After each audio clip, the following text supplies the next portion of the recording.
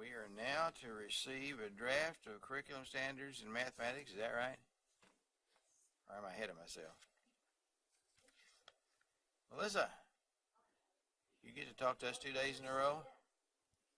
I still don't understand algebra.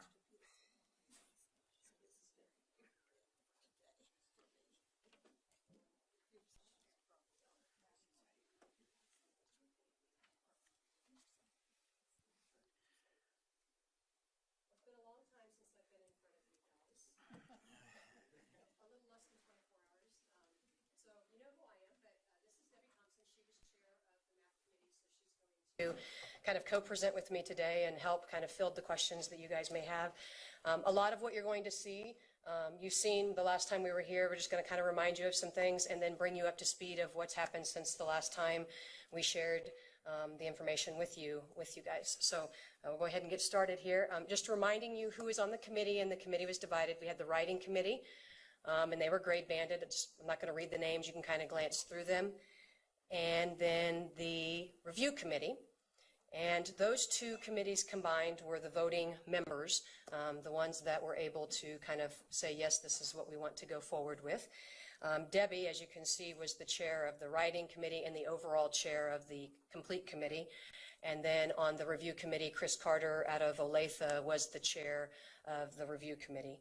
And then the ad hoc members were basically, they were there in an advisory capacity, provided us feedback in terms of their representation. We had some parents, business and industry, and various educational organizations throughout the state.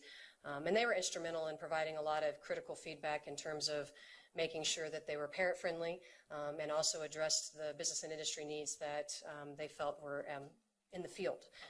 So, what was the path to get to where we are? Of course, there's a lot of information not in this table. We had a lot of informal conversations via email and Skype, but these were the official meetings that we had and who attended them. Originally, we were only going to have one 2-day meeting there in May of 2016. And actually, I think that's supposed to be March. It's a typo. I will correct that. Sorry. And then the committee needed 3 more days, and so we came back in July. And then again, this year, we were supposed to have just a 1-day meeting in March, and they needed more time, and we came back for 2 more days. So what we did since the last time that we met with you folks is we went out and did the 6 town hall meetings throughout the state. We covered where they were going to be, and we had about 120 people attend in person at all of those combined. It was on average about 20 at each one, give or take. From a lot of them were educators, but there were some family members and parents, I guess, and then there were a few business and industry, and then some of you joined us as well when you were at a various location, which was nice. Then we did the online form where people could provide us public feedback, and we received 225 feedback from those various types of folks as what they identified themselves as. I didn't give you any more details just because it would be overwhelming, but I then sent this feedback, it was in an Excel spreadsheet, to every committee member and told them to start diving in and looking at their grade bands so that when we met, they were going to address every single one of those 225 comments that were made from everyone. And then they were going to provide me information as to why they either took those changes and implemented them into the document or why they did not, so that then as I get questions later on, I can say this was the committee's rationale for their decisions that they made. So that was the feedback that we received. Most of the feedback that we received was very positive about what they saw. They liked the changes, especially at the high school level, the more details that were provided.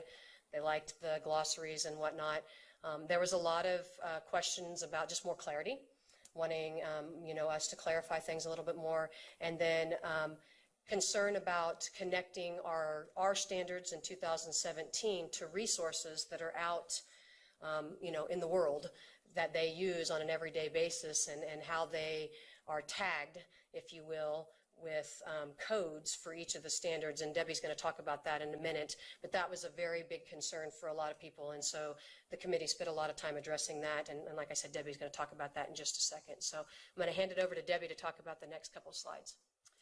Basically, I know you guys have already seen the general changes. The committee pretty much decided, because of, just like Melissa referred to earlier, just all of the resources that they already had. That was one of the big things that a lot of the teachers were saying, is that we've taken 7 years, 6 or 7 years to develop and kind of acquire a lot of resources that they knew already matched to the research, they already matched the standards, and they were wanting to try to be able to make it as easy as possible to be able to make that transition. So they were saying, could we keep the same domain, cluster, and standard language?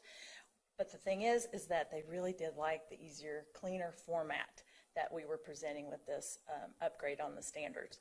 So the tagging system that Melissa was talking about, we wanted to make sure that, because that was overwhelming. I'd probably say, probably about 70% of the feedback that we got kept saying, can you make it so that those standards that are still consistent with the previous standards, will you make that so that we can find our materials? Because they have their curriculums that they've already adopted and the other resources. They want to be able to see that, okay, so if it is 1.OA.4, what is that now? And trying to make that change as easy as possible, because we know teachers are trying to do the best they can, and we don't want to add more to their workload, so we're trying to make it as easy as possible. So the tagging system we put in, we've gotten great feedback about the tagging system. We also, the other thing Melissa and the committee was very adamant about was trying to make this so this is an interactive document. We wanted to make it so that when the teachers are reading this document, that they can interact with those right away. When I'm looking at this, if I'm unsure about what this particular standard is saying, I can click this video, I can click a link to see the table. It was all right there. So we made sure we had links to the resources that they had available to them. We also had the pop-out clarifiers, which I know that was a lot of work for Melissa, but it was great for the teachers. So now if they have this word that comes up, I know one of the words that threw a lot of the K1 teachers for a loop was subitizing. And they were going, what is subitizing? What does that mean? Well, we have that pop-up clarifier, so it gives them right away, oh yeah, I know what that is. We also made sure that we put examples. So we have pictorial representations, so it makes it very clear for them. So they're not wondering, what does this mean? Do I have to go look at this document? We've put the little representations there. We also made sure that we had jumps within the standard. So especially like on the overview page, and we're going to share that with you guys in just a second, it can jump right away to the portion that they need to have the most access to as quickly as possible. The last part was the teacher and the student glossaries. That was something that was very small in our previous set of standards. We wanted to make sure we expanded that. We had lots of questions, like I referred to the word subitizing earlier, that teachers were wanting to make sure, well, what does that mean? What does that mean to me? What does it mean to my students? What are student words? What are teacher words? So we were very clear in making sure we had that separation. Here the teacher, because we don't want K and 1 kids necessarily to be able to name and define subitizing. They just need to be able to do it. So we wanted to make sure that we had that clear distinction. So those were basically those general changes. Now when we get to the specific changes, in the K5, we wanted to make sure that we took the work that was done on the Kansas 15%. That was something that we felt was critical, that were some of the things that we felt needed to be in the standards. So we wanted to make sure that those were embedded within our new revised standards. We also then, of course, like I said, we had those resource links for the progressions, the white papers, which we had Melissa had written the fluency paper that has gone national. So we wanted to make sure we put that reference in there. And of course, then national research, we also wanted to make that available to the teachers. Then we had embedding of tables and videos, and especially with some of the lower grades, especially with the one particular standard, it would get too wordy. We decided it was much easier just to share and show, so we just did a quick video. It's less than a minute, I think. It's very, very short, but it clears everything up for them about counting, cardinality, and conservation. Then we also they clarified some of the language, we put in the examples, and then in K5, we moved very few standards.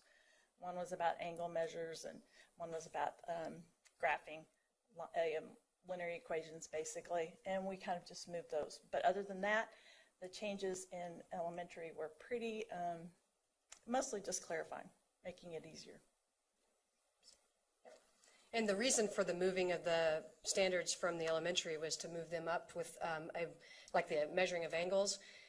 They learned how to measure angles in 4th grade, but then they didn't do anything with it again until 8th grade, and so the students lost how to do it. And so then the 8th grade teacher was having to reteach that anyway, so it was just put into a unit at the 8th grade level, and the 8th grade teachers that were on the committee, yeah, this makes sense, and the elementary were, yeah, this makes sense, and then the feedback we received from the field was, yeah, that makes sense. So not a lot in K-5. For 6-8, a lot of the same things that Debbie described we did. There was more moving of standards, though. When we adopted in 2010, there was some pretty higher level stuff like systems of equations that were moved down to middle school, and the committee felt that those needed to go back up to high school. One, because it was taking an enormous amount of time at the middle school level because of where those students were developmentally to really grasp the abstract nature of the systems of equations. And 2, the high school teachers were still teaching it. They were still needing to cover it, and so it just made sense just to move it back up to high school. And then because of that, then that opened up some more time at the middle school level to go deeper into the concepts. And there were a few things that were moved back down, like absolute value. High school teachers, the high school committee really felt like they needed to know that coming into high school. And the middle school was like, yeah, if you take systems, we'll take absolute value, no problem. So there was a few exchanges that took place between middle school and high school. In 9-10 was probably what I would describe it. I always describe it in the field. I've been describing it as a tsunami that took place. There was a lot of changes that needed to take place from the previous standards, just for clarity and for understanding. The stuff at the top there is exactly the same, but the emphasis on modeling. Modeling is its own area, and what we found at the high school level is that it just wasn't being done. It wasn't being done the way that the committee really felt it should be. So it was moved, and it's the first set that you're going to see at the high school level, and there was a graphic that was just added that I'll show you in a second. And just basically trying to emphasize that modeling is essential for students to understand the math at the high school level. Instead of just, purely abstract, we need to be connecting it to the things in the world that are around us and modeling it. And then the last bullet there is the notation. And that was probably the biggest impact and probably we received the most positive feedback about. And that was going through and identifying standards based on sort of a grade band of where we felt that standard would fall. And those that were labeled 9-10 are standards that the committee felt would fall in the first 2 years of high school math, assuming that the student was on just sort of the regular normal track. They weren't accelerated. They weren't, being advanced in any way, just sort of the regular track. And then those that are labeled 9, 10, 11 would be standards that are taught in all 3 grades. So functions, for example, you teach that in 9th grade and then you build on it and it goes up to 11th grade. And then in those instances, the committee was directed by myself to make sure that they went in and said, in 9, 10, you're going to limit it to ones that look like this. So that in 11th grade, you're going to do this. Because what was happening is the 9 and 10th grade teachers felt like they had to do it all. Because they weren't sure what they were supposed to cover. And then the 11th grade teachers, I don't know exactly what they were, if they were just doing the end of it or how they were approaching it. So that was the 9-10 level, or 9-10-11 notation. For 11th, that was what the committee felt should happen in the 3rd year of math. And so when we talk about math, yesterday, Ann, you asked me about, the sequencing of math at the high school level. Well, we go Algebra 1 and then Geometry and Algebra 2 and then the Trig and the Pre-Calc. That's one way. Some high schools go Algebra 1, Algebra 2, Geometry, and then others do integrated math. And then others do Algebra 1, Algebra 2, Algebra 3, and there's a variety of things out there. So the high school committee's first thing was to decide what do we feel that the majority of the state does and what makes the most sense of how we approach this. And they approached it from more the standard traditional approach of Algebra 1, Geometry, Algebra 2. And that's the way that they approached it when they organized these together. So you'll see all of the geometry standards are falling in that 9-10 grade band simply because of that. So the plus notation is in our current standards, but that refers to those standards that would be either a 4th year math course, so their senior year, or an extension. Maybe you have an advanced geometry class or an advanced algebra 2 class. So these are some concepts that you could pull in and add into to make a class more rigorous. It doesn't mean it's not taught, but it doesn't mean you have to teach it. It's sort of there to develop your 4th year of math. And so the reason for doing this also was that in Kansas, we right now that pigeonhole that we have, and we talked about this yesterday, is college algebra. That's what everybody has to jump through when they get to post-secondary.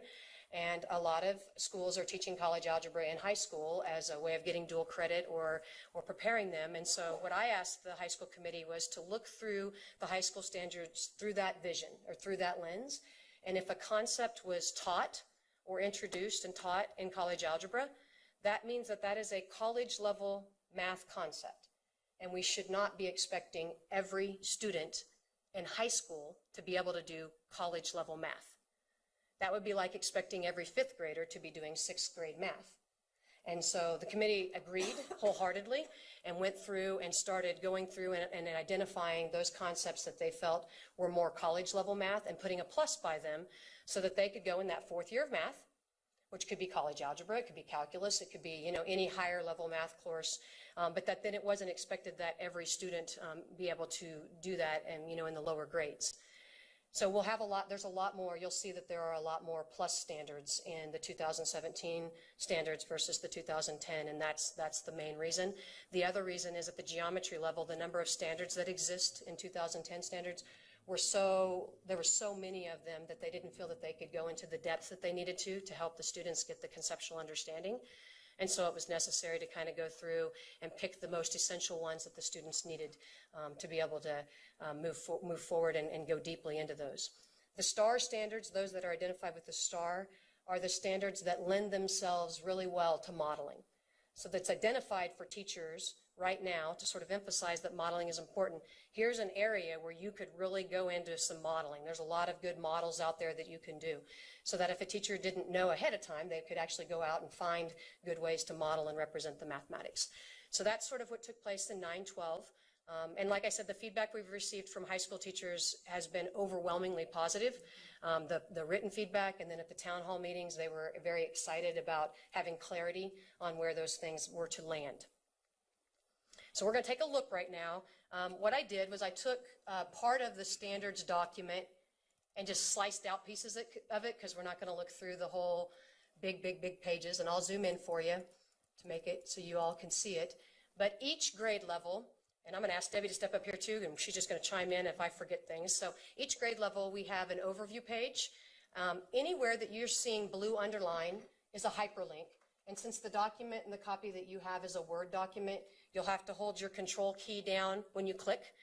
When the standards are adopted, we're hoping they'll be adopted, then I'll make it a PDF and it'll just be a click. It'll be a very easy thing. It just requires a lot of coding, and for the purpose of this, I wanted to get you the document as soon as I could. So if I were to hold down the control key and click on this one, it's going to say, are you okay with opening this? You have to say okay, and then it will open it up in your browser for you, the document itself, and then you can jump to whatever grade level, and then you get to see the critical areas for that for kindergarten. So it's hyperlinked into the document there for them. These links right here will jump you down to that particular standard. So when Debbie was talking about coding a minute ago, I know some of you are former math teachers, but a lot of you are not. And so when you look at this, you're like, oh, this is complicated. It's not complicated for math teachers. They're used to, this is how they read things. And so this first one here that says CC1, the CC is an abbreviation for counting and cardinality. So this is the counting and cardinality standard 1. And so when we talk about the tagging mechanism, when you go out onto Google and you're researching resources to find resources to help you with that, if you entered in that tag, you would find resources related to that. That's sort of how they're starting to connect the resources that are out there in the world. So that was the tagging system, and I'll show you in a minute what it looks like in the standards. Our standards for math practices did not change. If you click on this box, it will open up a document that tells you what a student would look like that is representing that student practice. So what does a student look like that's making sense in solving problems and persevering in solving them in kindergarten? And it'll give you a written description of what they would look like. And then what do they look like in first grade? And what do they look like in second grade, to sort of help kind of, I guess, expand what that student would look like from a mathematical standpoint. So that's the overview page. And then when you get into the standards, it looks like this. And then again, the links here are to the resources that Debbie described, the learning progressions, basically what the research shows in terms of how do students best learn math, what order, what age, and all of that stuff. And if you click on that, it will open up the entire document but the link itself tells you, for example, for this, you'll limit to looking at pages 1 through 5. So 1 through 5 of that document will help you understand counting and cardinality in kindergarten. And then down here, you're going to look at pages 4 and 5. But so if you look here at this first set of standards that are right here, here's the tagging, KCC1. That's kindergarten, counting and cardinality, standard 1. And for you guys, like I said, if you're not used to seeing it, you're like, oh, there's a lot of letters and stuff in there. For the high school, or for any teacher, not just high school, for the math teacher, that makes sense to them. And that lets them know that in 2017, this is what the tag will be, KCC1. But if you look out here to the right, it says 2017 right here. Well, that means that this is a new standard. It was one that they wrote for 2017. It didn't exist in 2010, so you're not going to find any tagging out in the world in the textbooks that they've adopted or anything that relates to that standard specifically in that way. But down here on standard number 2, it's standard 2 in 2017, but back in 2010, it was standard 1. So if I'm a teacher and I'm wanting to find resources, I will go out and look for KCC1 to help me with the current KCC2. Is everybody following okay? And I know, again, I know it looks like there's a lot on there, but that was the feedback that we got from the field. They kept saying, we would like to have the kind of the dual tagging system so they can be able to use their resources, because a lot of curriculums are already written with the old. And so that just very quickly connected to what it was in the old versus the new. And then here's the video that Debbie described. If I click on this, again, it's going to say, it's going to open it. And then if I push play, you get to hear, it's actually Debbie that did the video. You get to hear Debbie do a short video describing that standard to you. I'm not going to do that at this point in time because of the time, but there's just to show you that there are some videos that are embedded in there. And then the red, any word that's red is a hover over. If you hover over it, it will pop out the definition. I know you guys may not be able to read that, but it says instantly seeing how many. And then that way a teacher knows right away, or anybody reading the standards, that this is the word subitizing that Debbie was describing to you guys earlier. And then here's the word numerals. If you hover over it, same thing, it pops out a little definition for you. And so you can kind of see what the standards look like. I want this next page I put on here just to show you kind of the graphics that were embedded in there to help it visually make more sense to teachers, and also to model what we're wanting them to do in the classroom in terms of looking at mathematics. So you can see some of the different examples that were embedded in there to help them understand what the individual standard is referring to. And also, if you look next to fluently, it has the quick definition, but also has the link to the white paper that I had referred to earlier that KSDE had written it's being used nationally.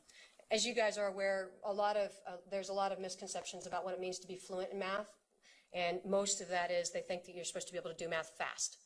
And if you can't do it fast, then you're not good. And what the research shows is that most of the mathematicians, the really, really, really good mathematicians, actually do math very slowly because they're thinking about it and processing it and really looking at it from all angles. And so we did this throughout the entire document. Everywhere you see the word fluently, it says efficiently, accurately, and flexibly, and a link to the white paper to really hone in that it's not about how fast you do math. It's more about how efficiently and accurately and flexibly you can do the mathematics. So that's sort of what the standards look like. I wanted to show you an example from 6th grade that it looks the same. Again, there's the word fluently and there's a link, same sort of system. At the middle school, what I wanted to sort of highlight a little bit was the fact that there's continuity from elementary to middle school and in terms of connecting to the white papers, but then there's also the math type. So here's an example. I'll zoom in a little bit bigger. But right here we have a fraction. It says 30 over 100. In our current standards, that says 30 and then the backslash over 100, and it's confusing when you're reading it. Now it looks exactly the way it looks mathematically in the textbooks, which was another thing that we got a lot of positive feedback from the teachers, because before it was really hard, they said, for them to read. So this is an example of middle school. Here's the modeling standards from high school. They look a little different because, again, they are supposed to be embedded into the other standards that exist. So there's a written narrative description, and then there is the visual graphic to help them understand what it looks like to model. And that was really important. That's in the learning progressions document, and how the research shows that modeling takes place in the interconnected nature of it. And then at the high school, I wanted to show you the overview page at the high school looks a little bit different, just simply because there is the addition of the stars and the pluses. And again, remember the star is a standard that lends itself to modeling, and a plus is a standard that would be one that would be either in the 4th year of math or an extension of what the learning that would be taking place. And then I just wanted to remind you, because you'll see the math practices, the mathematical practices, it seems like it looks the same, and they are. That's a K-12 thread. But just like Melissa had said earlier, this is specific to high school. So when a teacher clicks on that, she will be able to go and see specific things that tie the practices to how that should look in the high school classroom, which is very different from what it looked like in kindergarten. And currently, we do not have anything out there for high school teachers telling them what a student would look like that represents these. And now there's actually something there to help them see what a high school student would look like representing the math practices. We got great feedback about that. And the standards for math practices, just as an aside, are the areas where we see the most positive feedback from business and industry. When Commissioner Watson and Brad went out to the field and heard what they said about employees coming in, the math practices nail that. I mean, attending to precision and reasoning and being able to construct an argument and being able to critique others and listen to others, that's what the math practices are. And now the teachers have a way of kind of conceptualizing in their head what that would look like for a student. So I really like that we created that as well. The high school ones, there's a description here at the beginning of what those different categories, 9, 10, 11, that I described to you represent, and it's at the beginning of each content area of the standards. And then you can see, again, we have them labeled out here at the front. So this standard right here that says all, this is a standard that would be taught in every grade level. It's sort of a general standard. This one down here that says 9, 10, 11, it's taught in grades 9, 10, 11, but then right here it tells you in 9 and 10, you're going to limit it to linear and quadratic. Okay, and so then you'll be doing the more complex like logarithmic and other things like that in 11th grade. And that helps the teachers kind of know where they'll be limiting their focus and honing in for the students. And again, you can just kind of look through right here out to the right, you'll see the star. Again, that tells you that this standard is one that lends itself to modeling.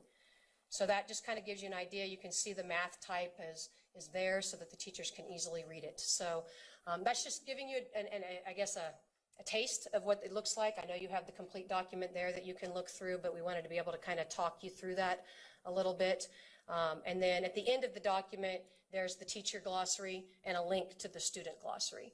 The student glossary is a separate document that opens up. It's a PowerPoint that they can print out and put on their wall if they want. And in fact, let me just take like 30 seconds just to kind of show you what it looks like. I'm not going to open it in PowerPoint form, but it basically is each one's a slide. It gives a visual graphic as well as words to help you understand it. And so now if I'm a teacher and I put this on my wall, a student can see visually what it looks like as well as the words that go along with it. And there's 308 of these.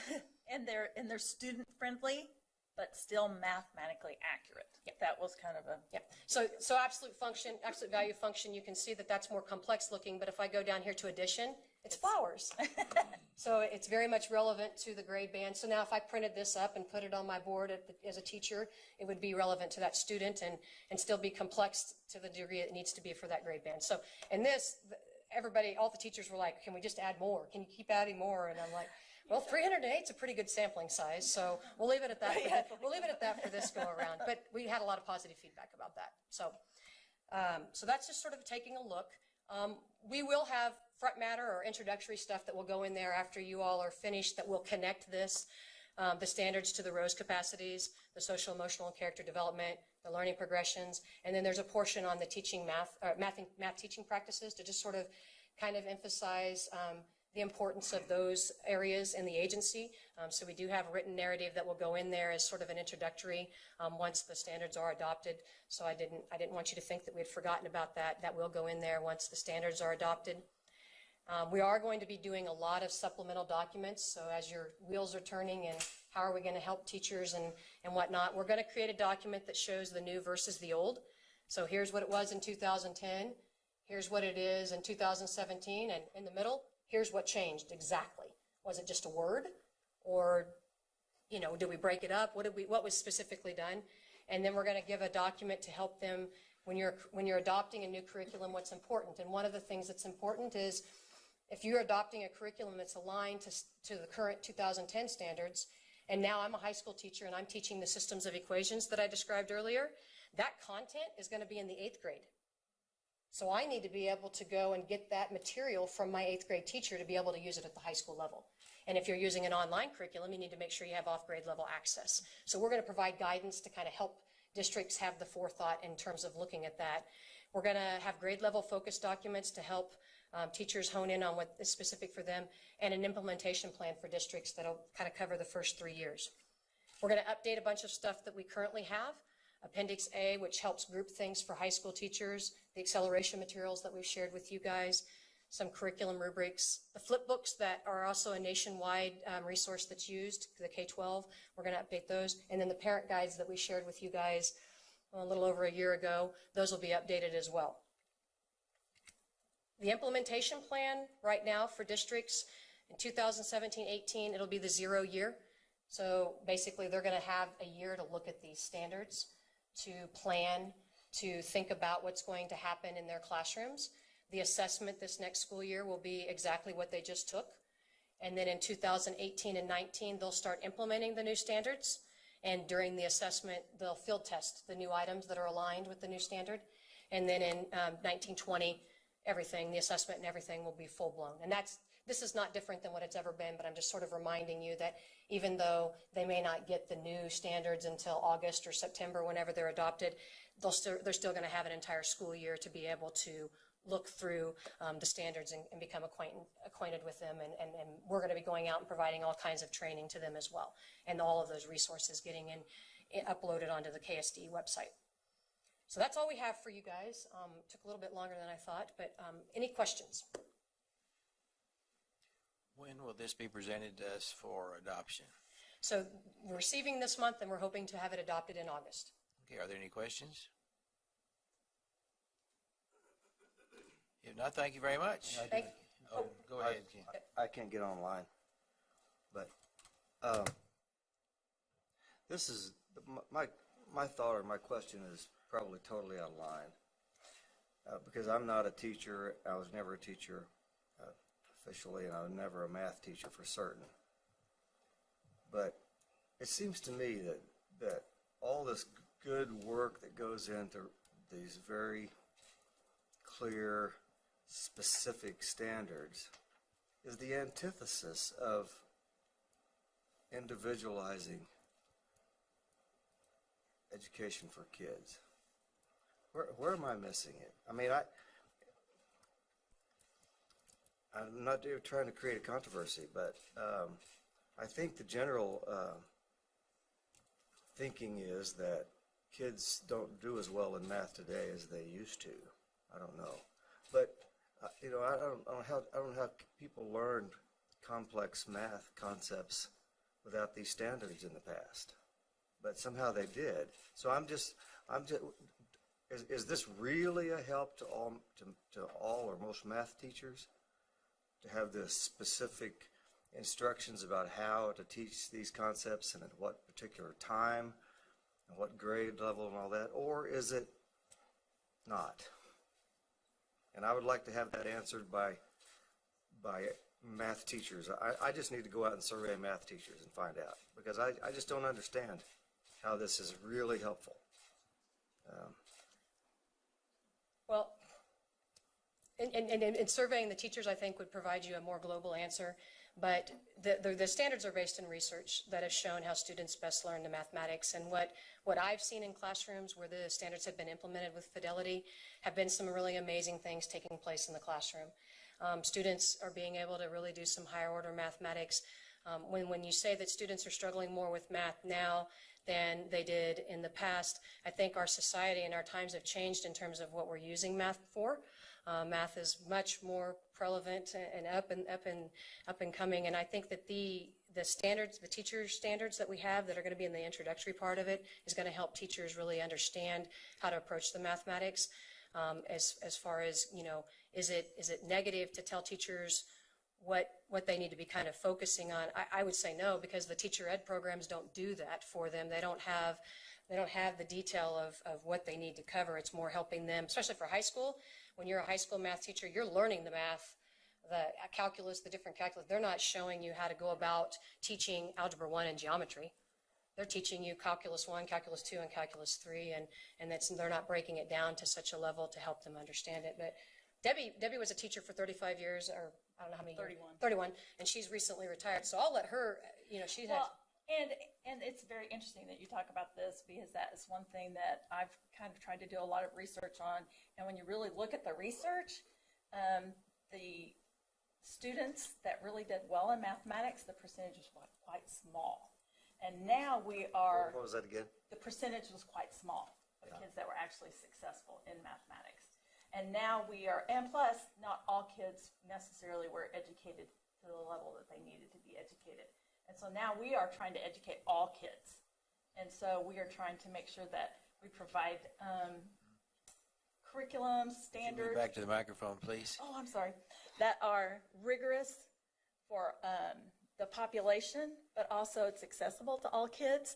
And I think that goes back to, just like Melissa was talking about, we're really looking at the research, because when you think about a lot of the professions, there are always things that are, I don't want to say old, but things that work, you keep them. And, that's the same thing for plumbers, electricians, doctors, dentists. You keep the things that work. But you always want to work on the things to make it so that it's better, that you're going to, like now, I mean, when doctor does an appendectomy, they don't cut you wide open. They do the Da Vinci robot. So that's what we're trying to do, is trying to make sure that we're really looking at, and when we were looking at the research, and I even have some in my crate, if you saw me knock the door as I walked in, I have some of that with me, if you're at all interested in looking at any of it. But it's based on 20 to 30 years of research in mathematics education. And so that's what we're trying to do, is provide some of that research in a way that teachers can actually use it. And we've gotten great feedback from a lot of the teachers saying, okay, now this makes sense. I'm actually trying this with my students, and it is actually working. So, and it's working not only for my kids that may be gifted in mathematics, but also those kids maybe that beforehand they weren't able to access it, but now they are able to. And I think also the standards aren't intended to narrow that gate, because kids really can go up in the standards. A lot of times if we have to intervene, we may need to go down in the standards. So that was another reason why when Melissa was talking about when we had the links to those learning progressions, that we made sure that we provided the whole learning progression, which generally will show a big band, like it'll show K8 or 612. So then that way, even though a teacher is directed to look at pages 6 through 10 for this particular content, they still can look and see, well, my kids are struggling with this. What really happened before that? So what do I need to do? Well, my kids are great at this. And that's what I've told teachers. I go, if your kids are doing great at that, why are you going to stay there? Go ahead and look at what's the next grade level. So I don't think the standards are intended to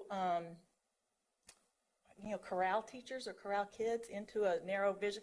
It's just to provide that guidance so that they can see about what should my kids be able to do successfully, and then be able to use my judgment and be able to, flex it.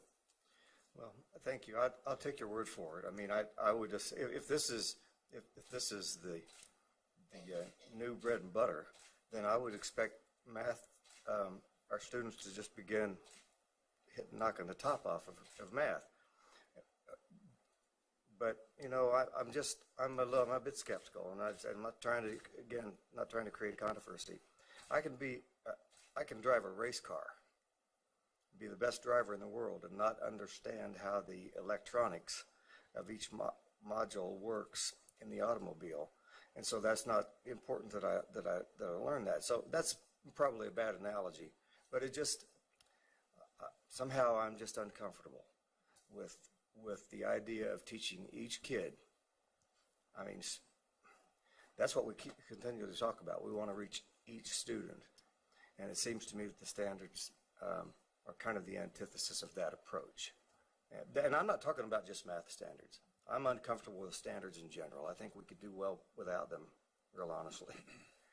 because we did pretty well without them a long time. So, and that's a philosophical thing, and I'm not expecting you to respond to that, so, unless you want to.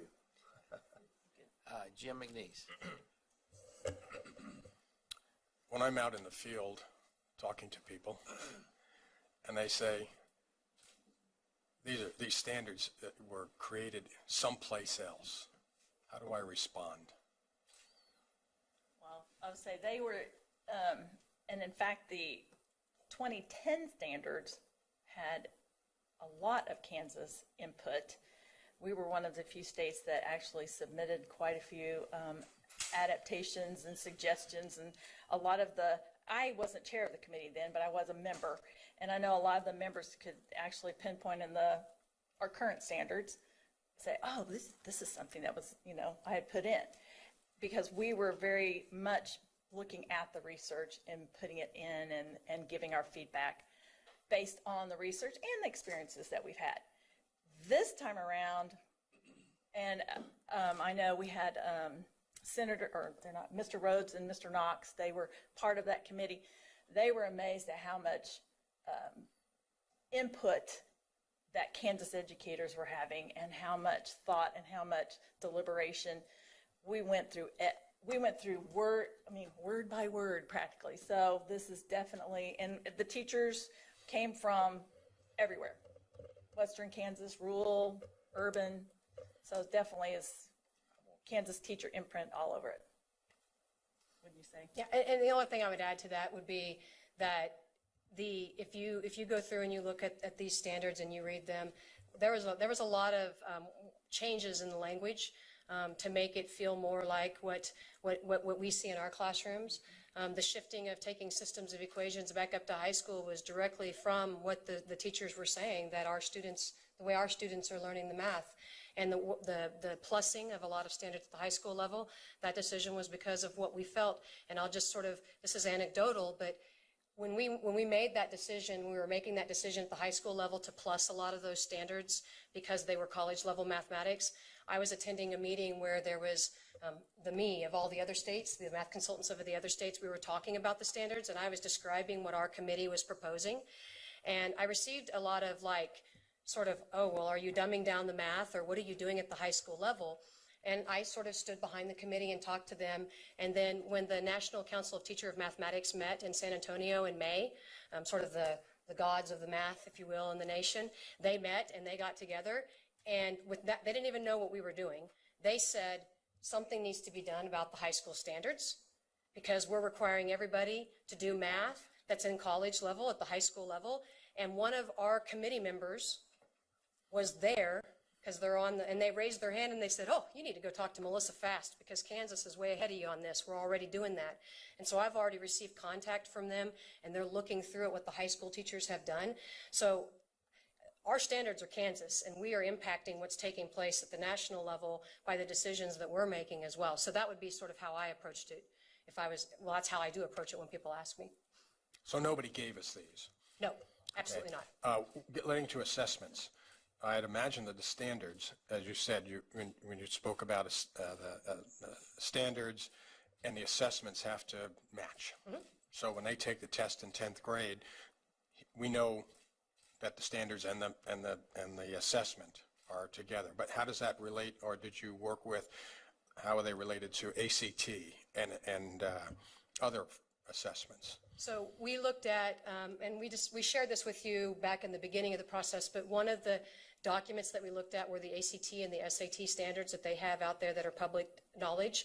And the high school committee looked at those and made sure that what we have in our standards that are not plus, like our regular standards required of all students, 9, 10, and 11th grade, were represented in the ACT and SAT standards, and they are. So there's alignment there in terms of making sure that our students are going to continue to have success on the ACT test or the SAT test as well, but also keeping in mind that we want students to understand more than just a test. We want them to understand mathematics and be able to think conceptually about math. Okay.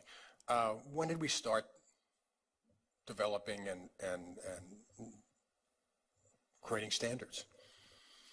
Right after. When did this process No. start? Or No. when was in it? the whole, in relation to, I'm going to turn and look at Jeanette Is because she the older one here? Is that why you can go ahead? Jeanette is my, It was in the 90s. it was in the 90s, I know, but I don't know the exact year. Okay. Are you talking? No, what standards in mathematics? So when these get developed, as soon as you approve, oh, sorry. No, you're going in the wrong direction. I'm not asking the question correctly. When It's did not a we math. start standards for math? When did standards emerge in the field? In 1990 were the first set of standards. You mean we had no standards before 1990? Correct. Then who created the standards? 'Cause we did. I took math. Yeah, Hello? right. So it wasn't that there were no standards. KSDE had no official standards. KSDE had no official Yeah, standards. there were standards. But somebody had standards. They wrote There were those na- textbooks. There were national standards. There were other states had standards. Other states. Other states. So we began then our competency-based test through CTE, and we decided to then do standards-based testing at that point in time, rather than just say competency-based was just really taking a look at what should we test kids in terms of math without no real emphasis of what students were knowing and should be able to do. At that point, it was just based on a guess kind of feeling. And so then in 1990, we developed our first set of standards, and we used standards from Nebraska, who had standards. Now, this is testing my memory Yeah. here. But we used tests from Nebraska. We used standards from Other Nebraska, the national standards, because there were some national standards as well. And we had about 5 sets of national standards or other state standards, and we brought a committee just like we do now. So the process really has not changed much. We've always brung teachers from Kansas to take a look at standards, and they didn't begin in a vacuum. They looked at all of these standards that were already developed and said, yeah, in Kansas, we should be doing that. We're going to go ahead and take that. We're going to pull these through. And then we got permission from those states, and Kansas standards then got developed at that point in time. I'm just thinking that, thank you for the explanation. Yeah. But the bottom line is, in 1963, I took algebra because everybody in ninth grade took algebra. There was no kid in my 180, 200 student class that took geometry or anything else. Then we all took geometry. And then we divided. Right. So textbooks were really ruling what students should know and be able to do. It was what was Right. happening. We were learning based on whatever the textbook company wanted to put out there. And so they sold the textbooks, and teachers then took these textbooks and developed curriculum. So the based on textbooks were telling us what the kids should know and be able to do. Yes. And then- that was one thing that I've been doing some research, and if you talk to some people, they call it textbook school mathematics. And what ended up happening is the reason why textbooks are in business is because they want to what? They want to make money. So what they started doing is, like she was saying, they're taking Nebraska, Iowa, all these states that had standards. And if I'm going to create a 5th grade textbook, then I'm going to make sure that I hit every standard in every 5th grade in all states. So so that's why we got the reputation in the United States of having the mile wide and the inch deep, because the people that were running our education system were the textbook companies. So these standards And not are only the textbook companies, it was really a few states. Texas, which was an adoption state. New York, that not was an adoption Texas, state. those New Yorkers. I know, I tell you, those East Coast, I'm telling you. So basically what we've done is we've said now we have these standards and for each student, we should know where you are. But we know there's a divide in math at some point, and I got my friends that knew math, and, I struggled, and they helped me. Thank you.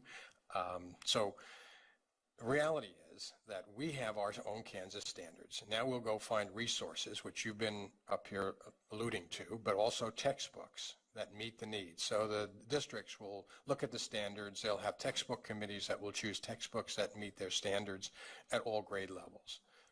So this is really an improvement from allowing textbooks from Texas and New York telling us what to do. Because as a teacher in 1975, my curriculum was set by the textbook. That's correct. That plain and simple. I had 36 chapters in 36 weeks. Get a move on. So this is actually a terrific upgrade. And with the assessments in terms of ACT, national assessments, or now with our own assessments that began, 20 years ago, we are better able to help students, navigate the whole math and other curriculum areas, better as a result. And I think that with the individualized plans that are coming and individualized instruction, what you will find is that these standards, as we're developing them, are going to allow teachers to really know and be a little bit more specific about what are the skills and knowledge that students need to have for these areas of career. And don't have. And don't have, correct. So they can adjust their curriculum and they can their adjust their instruction as they need to do. Schools need to either adjust their curriculum and then teachers their instruction based on the individualized plans of studies and the needs of the students. So if I am a student who is not going to go to college, but I still need some math in my career that I'm going to be doing, there's a whole list out there in terms of what math, what particular English and other areas, science, students need to know for these particular careers. And then the teacher can then use that knowledge, look at the standards and say, okay, here is what we're doing. And if we go with competency-based education then later on and providing credit for what they know and not necessarily the class, we'll be doing a lot of change. So these standards are better, are improved from the last standards we did 7 years ago. Absolutely. Absolutely. Okay, and we've also upgraded the technology support systems, for teachers that are out there, because they're all taking the same state assessment. Yes. And if they're all teaching different levels, and if you look at the textbooks from the past, I collect textbooks like from 1880, interesting, basically the same math. By the way, they didn't change the numbers in the, but we do a much better job of reaching all students and each student by having these standards. Okay. And I think our next job is Uh-oh. now, our next job is that we have these standards, but I think now we need to make sure that all of our teachers understand the standards at the level that they need to and have that support, that professional development, that professional learning in order to implement what they need. I would also say this, and Mr. Chair, we were here, and I know but this is really important, I think, in 1965 or 67 when I graduated 50 years ago, okay, only about 57% at the best were graduating, okay, and virtually, and I can tell you from that same time, very few people took Algebra 1. Okay, so that was when I graduated in 67. Today, our goal is for all students to take Algebra 2 or, in some course, have the opportunity for mathematics that will prepare them for the world of work that they're going to. I don't think everybody needs Algebra 2, but to have the math that's necessary. And here we're defining it. Because today, our goals have changed. The needs of students have changed. In 1967, you didn't really need algebra. If you're going to college, yeah, but if you're not, you just didn't get it. So our needs today have changed, and we have to, because one of the big challenges we have is that a lot of the math that was taught even in 9th and 10th grade or and 8th grade is now in 4th grade, because you have to have that building. Okay, math is different today. The expectations in our society are way different, and our standards have to reflect that. Thank you. Sorry. Steve. We're way behind, so let's. I know, and I don't care. I do. We like talking math. I understand that my friend, my good friend on my right, was addressing my questions, and did so very well. So I would expect. I mean, our goal here, our vision is to lead the world. So I'm expecting this is going to take us to lead the world, and I understand the reasoning, some of the reasoning that was laid out there.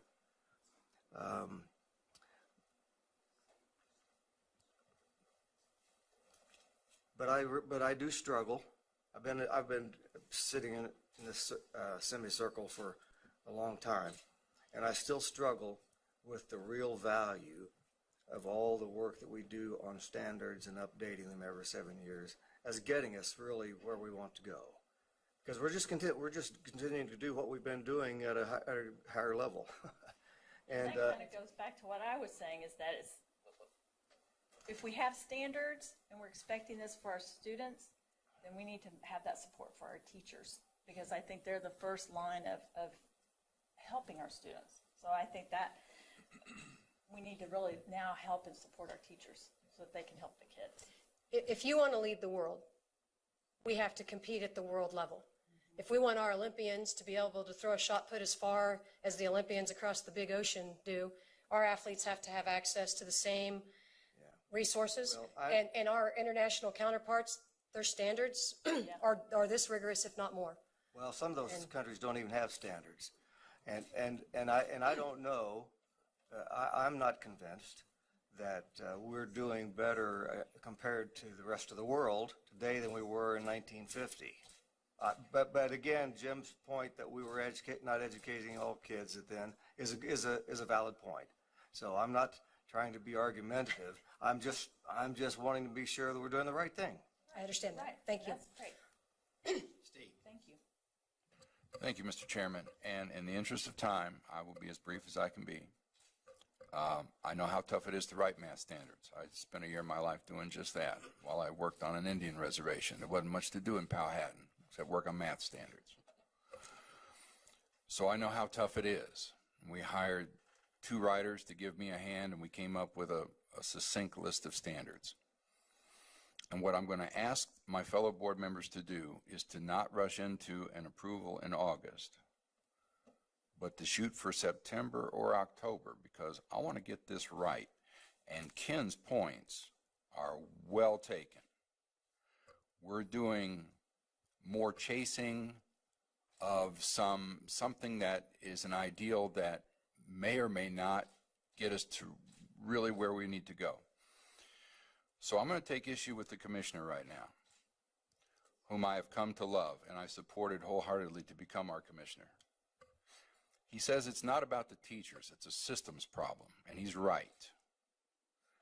But it's also about the teachers. And I know in my own experience, having learned to become a good math teacher, pretty good math teacher by being a substitute teacher and a volunteer both, that I've been pushed away from the system because I haven't jumped through the hoops just exactly the way people think I should.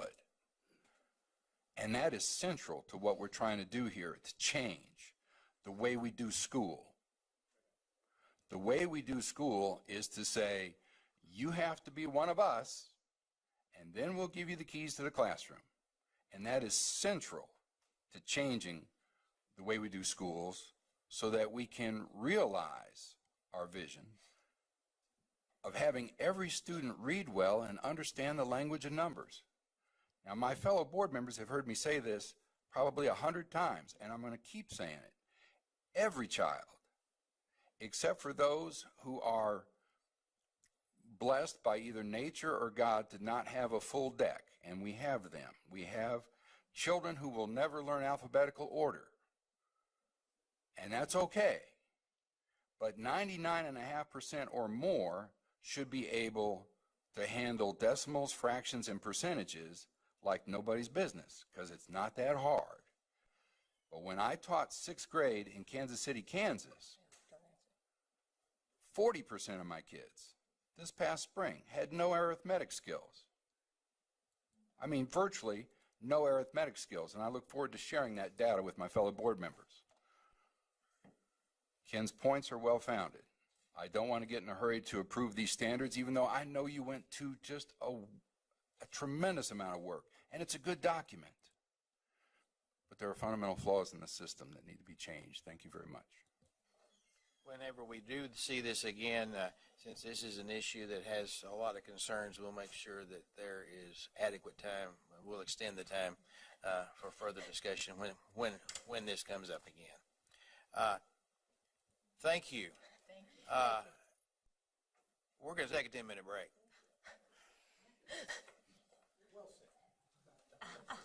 See you at 10:10. That's what it had to be yesterday.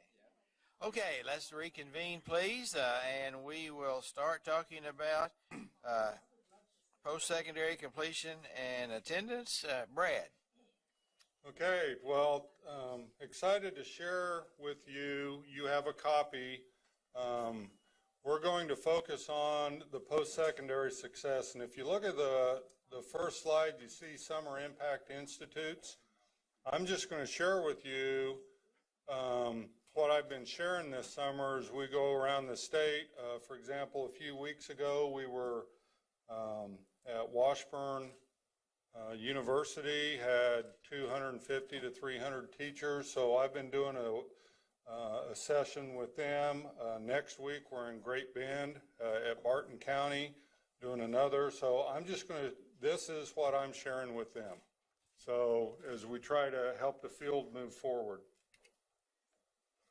And again, similar with the field, trying to help them understand where this fits in with the board's vision and the outcomes. And we're going to focus right now on the board outcome under the results of post-secondary success. And what we try to share with them is what I'm going to show you is data, but data that can really inform what it is under the other 4 R's that you need to start considering to look at. All right, how are we truly engaging our students? Are we really building relationships with our families and our communities? It's a real challenge to leadership. As Randy and I first started sharing this information with superintendents, one of them said, if you heard that loud thump, that was me hitting the floor. So I think, how are we going to lead through this? So, and with that, we have to have those foundational structures. And I just want to let them, we try to connect the same thing not only to the KISA model, ESSA, but what I'm getting ready to share with you is embedded in the ROSE capacities. When it talks about how can we provide sufficient training and preparation at advanced levels for all of our kids, because when we walk through this post-secondary data, it will be the first time that every school district in this state actually knows how their kids are doing after they graduate in a post-secondary arena. And that's extremely important to us, because if it is true, and we believe it is, from Gallup to the Georgetown Policy Institute, that by this year's sophomore class, when they graduate in 2020, 71% roughly of the jobs are going to require something after high school. An associate's, a certification, so when we, a 4-year degree, so when we say post-secondary, we don't say college, because about half of those are a baccalaureate, which we're short on that, but the other half are associates and certifications, which takes us right back to the ROSE capacities. So we're trying to make the connection to the field, why this is so important, and the state board choosing post-secondary as one of their outcomes. Kansan said that's what we need. You listened and you put it out there.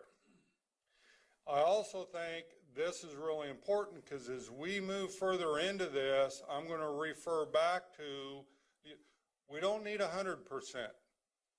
We're not in the NCLB AYP days, but at least 3/4 of our kids, 70 to 75% of our kids, need to complete something after high school, not 100. We have kids going on to military, kids moving in to take it, but the kids that's going to take over the family business still has to have those skills, you know, so we got to keep that in context, because I'm going to refer to this a little bit later. So this board last year approved for our agency to go purchase the National Student Clearinghouse data. It's the most comprehensive set of data that follows high school graduates, and that's important. Only the ones that received a high school diploma walked across stage. It will follow them for 6 years into 2-year, 4-year, or technical schools. Community colleges, technical, in-state or out-of-state. So if a kid goes to Barton County and then transfers to Creighton, and then gets homesick and comes back to Washburn, it will follow them. It's not 100% clean.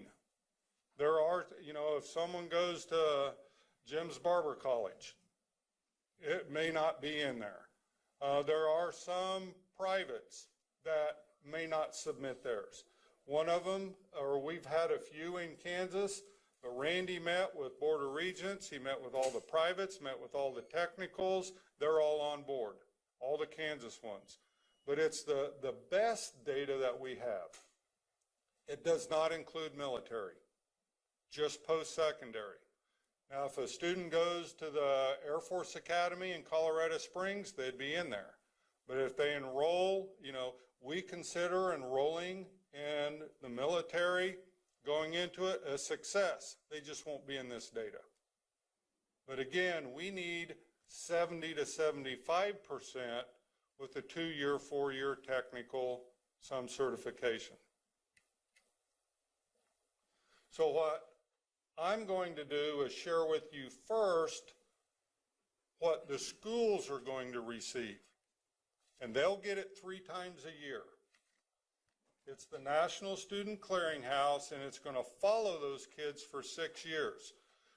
So since I want to show you a 6-year trend, we're going to go back to the graduating class of 2010. And I know Randy's kind of shared some of this with you, but it helps to see it about 5 or 6 times. So this is the graduating class of 2010. This is state aggregate numbers.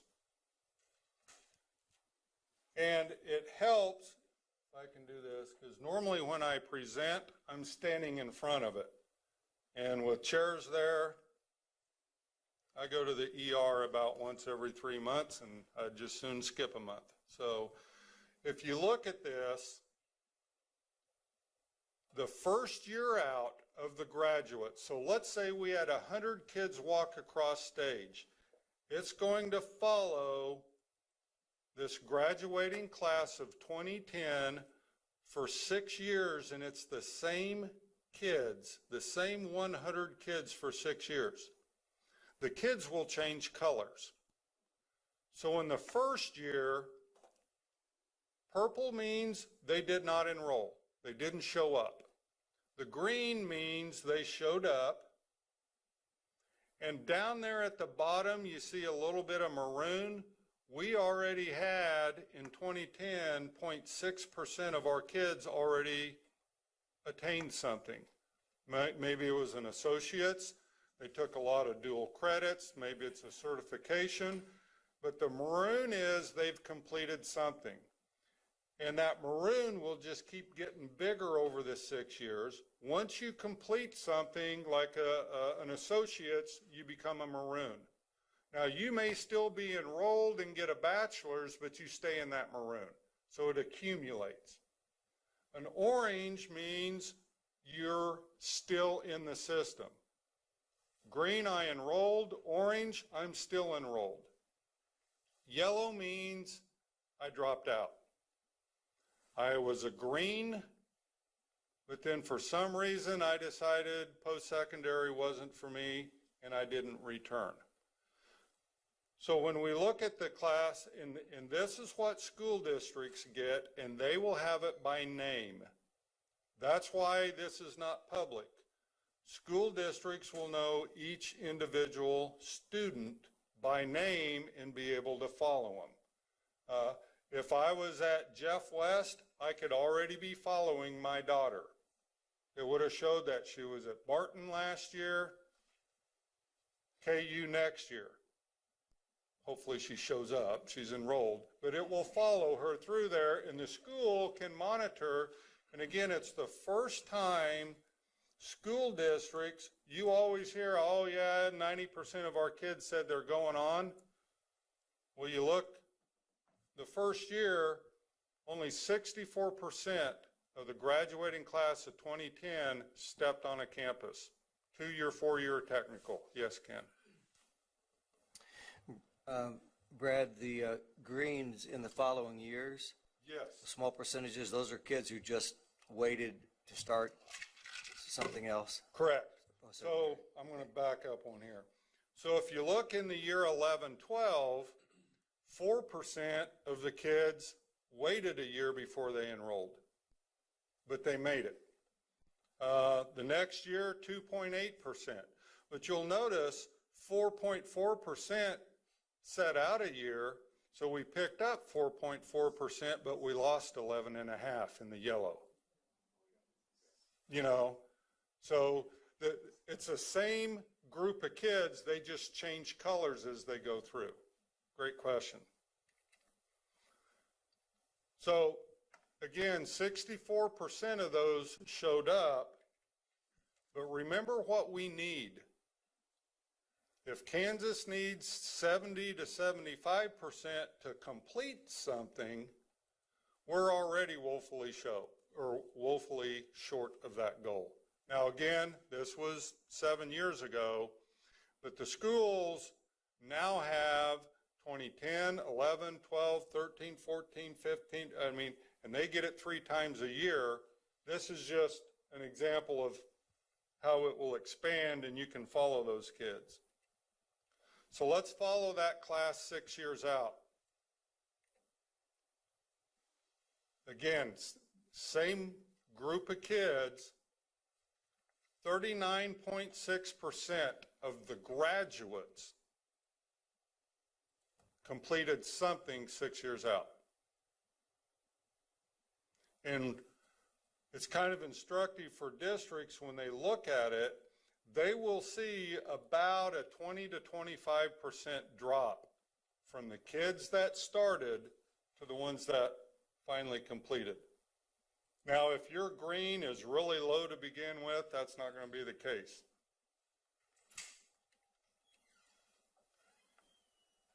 But almost a half of those kids either never showed up in a post-secondary environment or dropped out. So the yellows, the only difference between a yellow and a purple, they both have a high school diploma, but kids in yellow also probably have some debt to go along with it. And what's instructive for the schools, they will know them all by name. And they can start looking from year to year to year and say, what do we know about our yellow students? What kind of courses did they take? How were they engaged when they were in high school? Did they not take the rigor of courses? Did we not work on their non-academic skills, their grit, their perseverance? You know, what do we know about the purple? It might find that a lot of the purple in some communities, if you're Junction City, they may have a high percent going on to, you know, but they will be able to then say, what did we do? What kind of conversations, what preparation did we provide to the students? You will notice in some of our school districts, if you start out with a very high purple, what does that tell you about that community? They just have a history of kids not going on to post-secondary. What we will also see is school districts that have very high green have a high percent, or they have a culture where our kids go on, but all of a sudden the yellow starts getting big. What are we doing to help prepare those kids to give them the skills to sustain in a post-secondary environment? So every district's going to look different based on their culture. So if someone goes into the family business and is successful, but it's just a family business, they're going to be in that top purple. They'll be in the purple. You will know that locally, so add that to yours. This is just post-secondary data. It doesn't mean if you're in the purple that you're not out there being successful. The problem is, if all you have is a high school diploma, you're fighting for about 8% of those jobs that you can get to the middle class, because very few of our graduates, 1-2%, have a family business to go. But locally, they will know that. We won't know it as a state because we don't get into the student level. But yeah, it's very informative at the local level. Kathy has a question. Thank you, Mr. Chair. As we look 5 and 6 years out, and we look at the purple are certainly the students who never did go any post-secondary, but the yellow are those that did. So therein becomes the importance of us working with post-secondary, because that becomes a retention issue Yes. at the post-secondary institutions also, which I know they're working on. So this is Randy's favorite part of the presentation, is when we go like this. Because at what point do we own them in the K-12 environment? And at what point do we hand the baton off and now it's higher eds? And I know Randy has been working very closely with Blake Flanders and, because they have the same goals. So we kind of have a handshake with them that if we can get the kids successfully into their first year and re-enroll that second year, it's now higher ed's taken on, because we don't want to own them for 6 years. There's too much that happens in Aggieville but so what we look at is for your board outcome of post-secondary success, that orange 2 years out, if they're still enrolled in a post-secondary, we consider that successful, or if they've already completed something. And we add those two together, and that's what we call post-secondary success. So when I talk here in just a few minutes, and as we get through here, you're going to see that post-secondary success percentage. Now remember, in 2010, we had 80% graduation rate. So 55% of those graduates made it 2 years out, still enrolled, or they'd completed something. So in that year, we had a 55% post-secondary success rate as a state. But here's the problem with that. That was only 55% of the kids that walked across stage, and only 80% of our kids walked across stage. So what we call our post-secondary effective rate is what about those 20% that didn't? So we take that because it's a 4-year graduation cohort. So it was only 44% of the graduating class of 2010 back when they were 9th graders. So when that class was 9th graders, only 44% of them made it 2 years out. It was 55% of the ones that graduated, but only 44%. So we're trying to connect the value of not only the post-secondary, but to graduation. Does that make sense? Yeah, and Brad, Sally has a question. I don't want to interrupt that thought that you're trying to get. Well, my thought is only as long as you understand what my thought was. So I'm pausing. I got that, but my question came from something you said earlier. And it's on that purple, on 2010-11, the little purple sliver. Yep. What I've had is superintendents ask me if they get to count that purple sliver. You want me to answer it? Because I know where you're headed. Because I've had 20 superintendents ask me in the last 2 weeks. Okay, go ahead. So, but it's a great point. The National Student Clearinghouse will only start following kids or anything they earned after they graduate high school.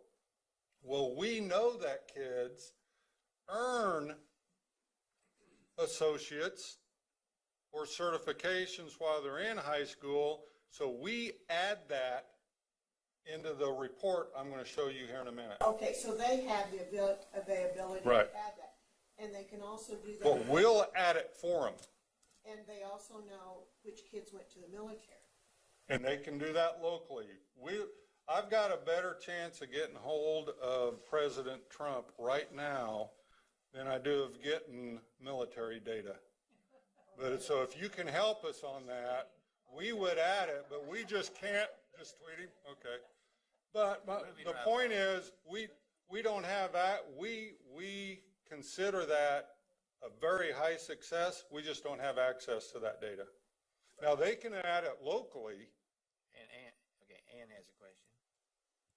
Well, the thing about earning this, I noticed that we consider success getting those certificates in high school, but I thought we weren't quite there yet. Are we there now? Are we including it in? Yeah, I will, the next graph, I will show you. Okay. We are adding the ones that we know of. Now, here's the thing, when we do our report, it's always 2 years lagging, because the report I'm going to show you only goes to the class of 2015, because we have to wait 2 years for them to get to that point.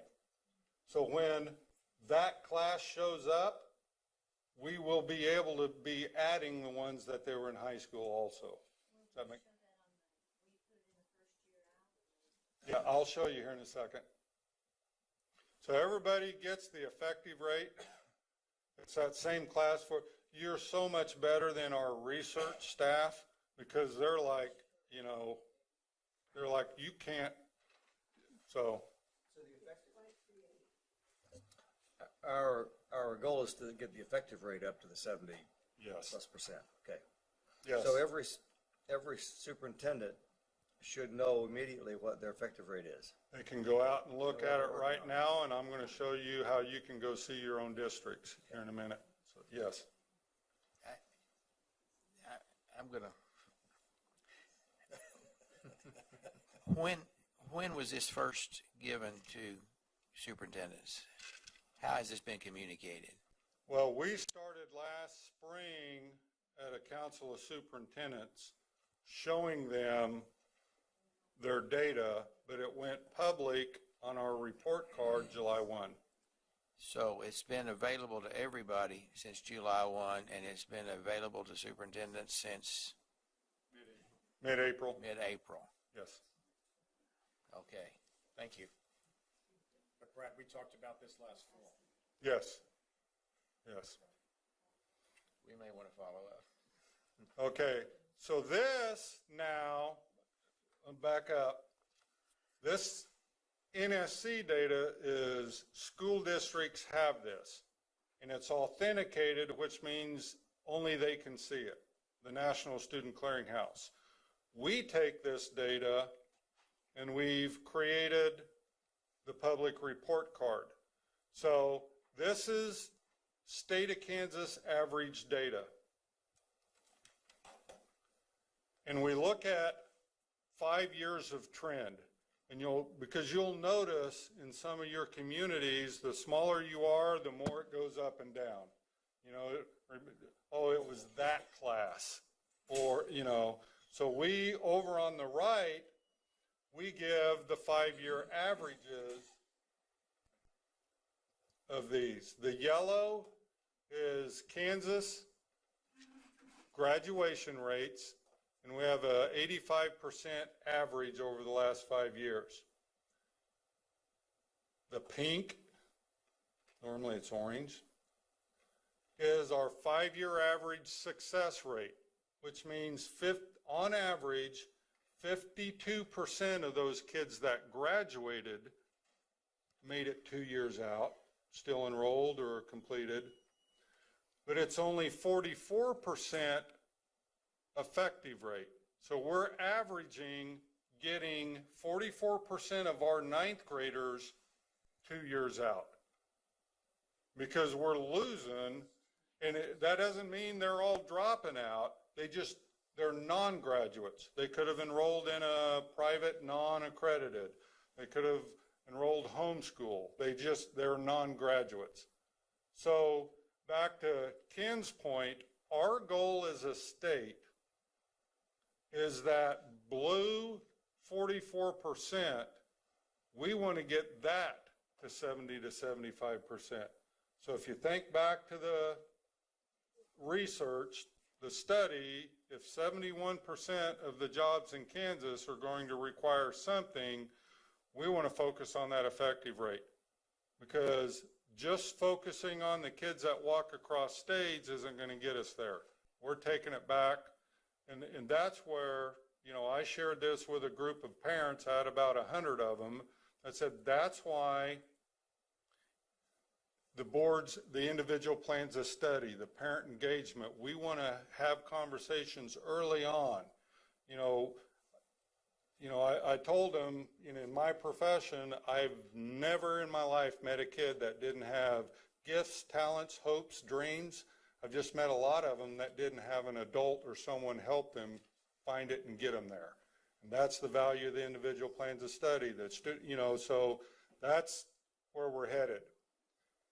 But here's the other challenge of this, and we don't want to get back to the AYP days of stacking BBs and what is everybody's effective rate, because every community is different.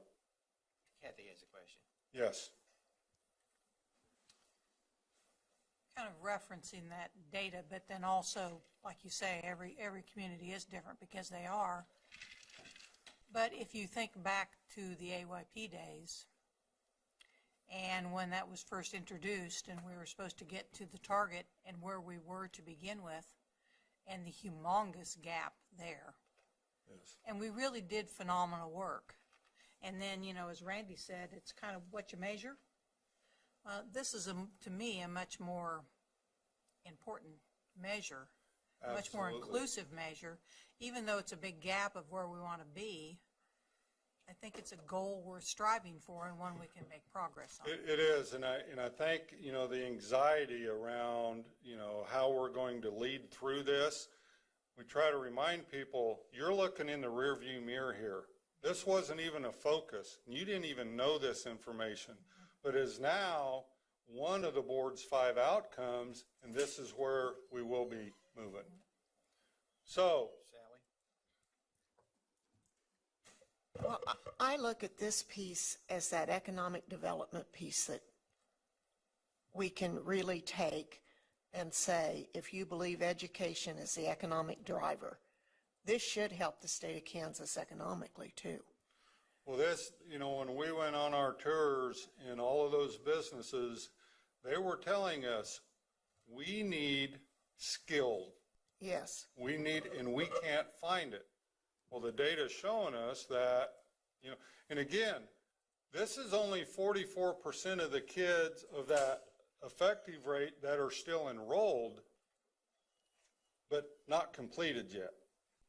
So the importance of us working with higher ed to get them then to the finish line. So the other thing that we did is we looked at, these are things that we know about school districts. We already collect it. We already know this. We don't need to go collect more information, but we know that cumulative poverty is a huge, the largest deterrent to success. So when we talk about cumulative poverty, we know year after year, every time a child qualifies for free lunch, and it's not just parents lost their job, they applied one year and they're back off. Kids that continuously live in poverty, we know that about every district. We also know that chronic absenteeism is another huge deterrent to student success. So in this, we're looking at students that miss 10 days or more. And we know that about populations of every building in this state. We also know suspension and expulsion rates.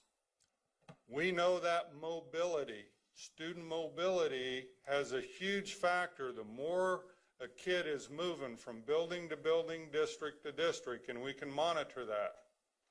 ELL populations. We know that school districts that have high ELL populations have more challenges. Disabled student populations. We have some buildings in this state that have 30% of their kids in that building have an IEP, and we have some buildings that only 3%. So, I mean, it's just, and then as a cause of a lot of those, we also know the types of teacher turnover within districts and buildings. So we took those 7 risk factors and factored them in to that 5-year, that blue box on the right, that 5-year effective rate for every district. We took that and factored in all of those risk factors, and we came up with this. Before you go on, can I ask a question on Yes. the risk factors? Are they delineated on the, or listed on the district websites, on their report card? I will get to that. You'll be able to sort by that. So Steve, help me here. The vertical axis is called what? X or Y? Well, typically Y. Okay, Y. So the Y-axis, I always just say vertical because I get it mixed up. The vertical axis is your percent 5-year average effective rate. The horizontal is your weighted risk factors. So the further to the right you go, the higher risks that your district encounters. And when we took those 5-year effective rates and plotted them within a 95% variance, you ought to fall somewhere along that line.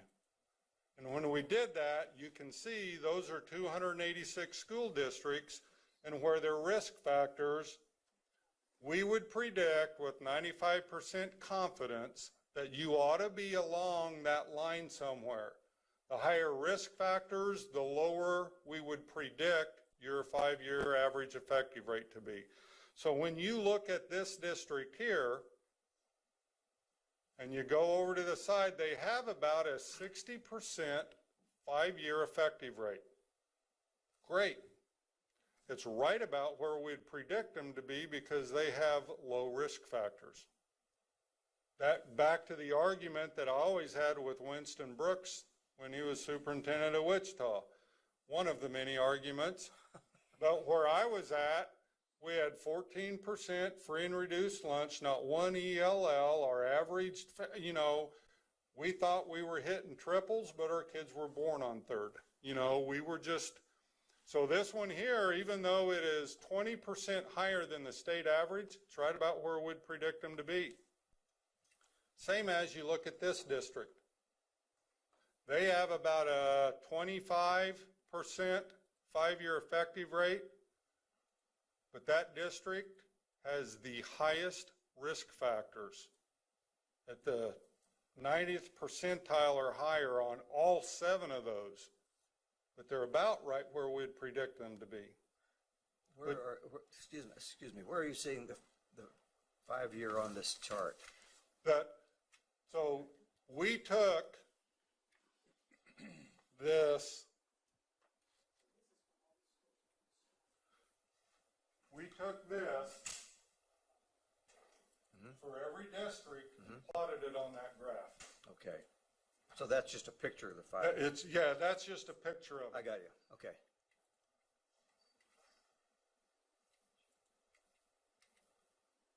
So this one here on their report card, when you go out and look at it, it'll show that they have about a 25% effective rate. But it will also say they're right within range of where we would predict them to be. And I'll show you an example of that. So most simply, the higher above the line, the better performance, the farther below the line, the worse performance. So what do we know about those districts? We don't. They're midland. They are outperforming, and part of our accreditation model is every school district will have visitation teams of their peers. Let's go learn what they're doing. What is it that they're doing that they're way exceeding what we would predict them to do? What can we learn from them? At the same, Specifically, who those? right, and you will be able to see it on their report cards. The same thing is, what do we know about these districts? Underperforming. Based on, Oh, those are districts. Sir Chair, Okay. Okay. Okay, I get where you are. So have you had any school district challenge their dot? Because that's where they're going to start on this new system.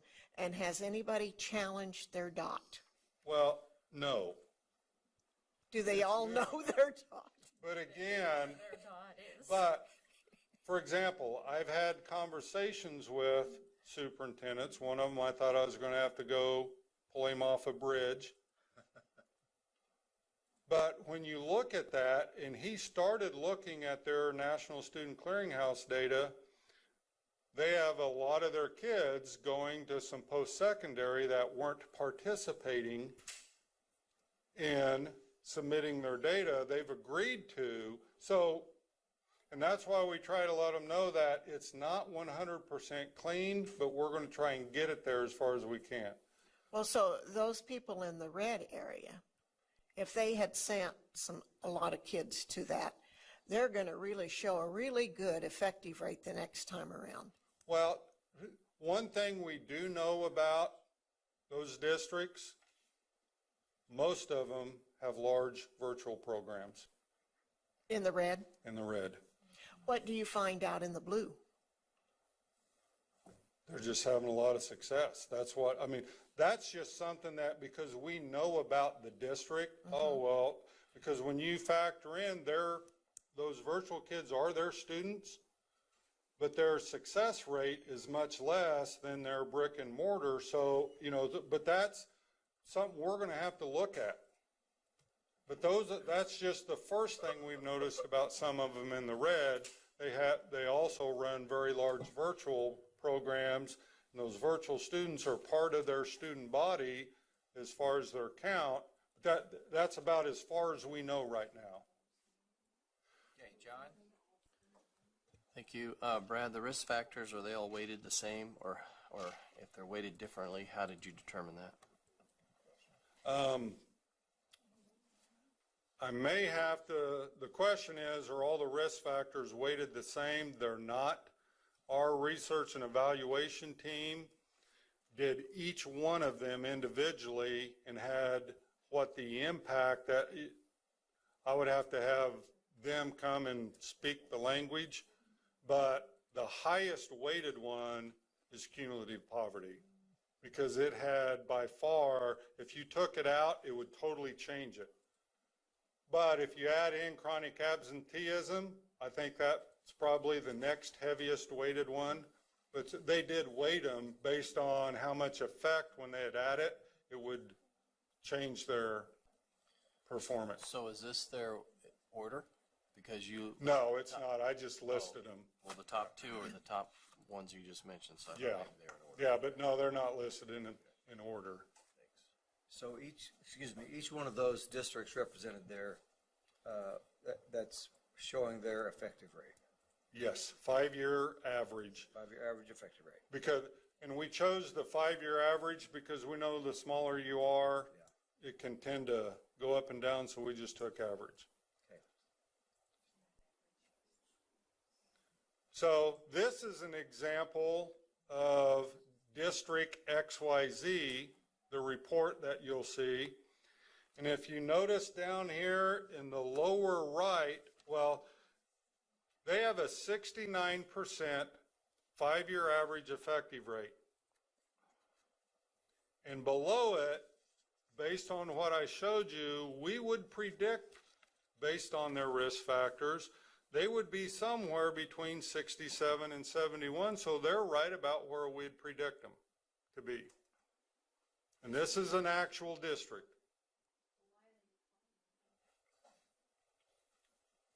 Could be one of those classes. Could be the size of the district. You know, again, you can look at this district here and you can tell it's probably a small district because look at their graduation rate. They're averaging 98%. So this is a good example of how one class can be, they may add a group of kids that went onto something, but here's an example of a district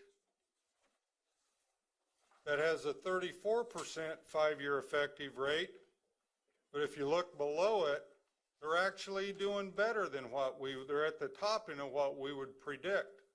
So what can we learn from them? What are they doing, you know? Because obviously they have high risk factors. Okay, Sally? That's okay. I see the slide that I wanted to know. He's coming up to it. Okay, so what I want to do next is I want to take you out to our website so you can actually know where to go. All right, I printed the instructions here, so if you get home and you forgot how to do, yes. Don't go yet.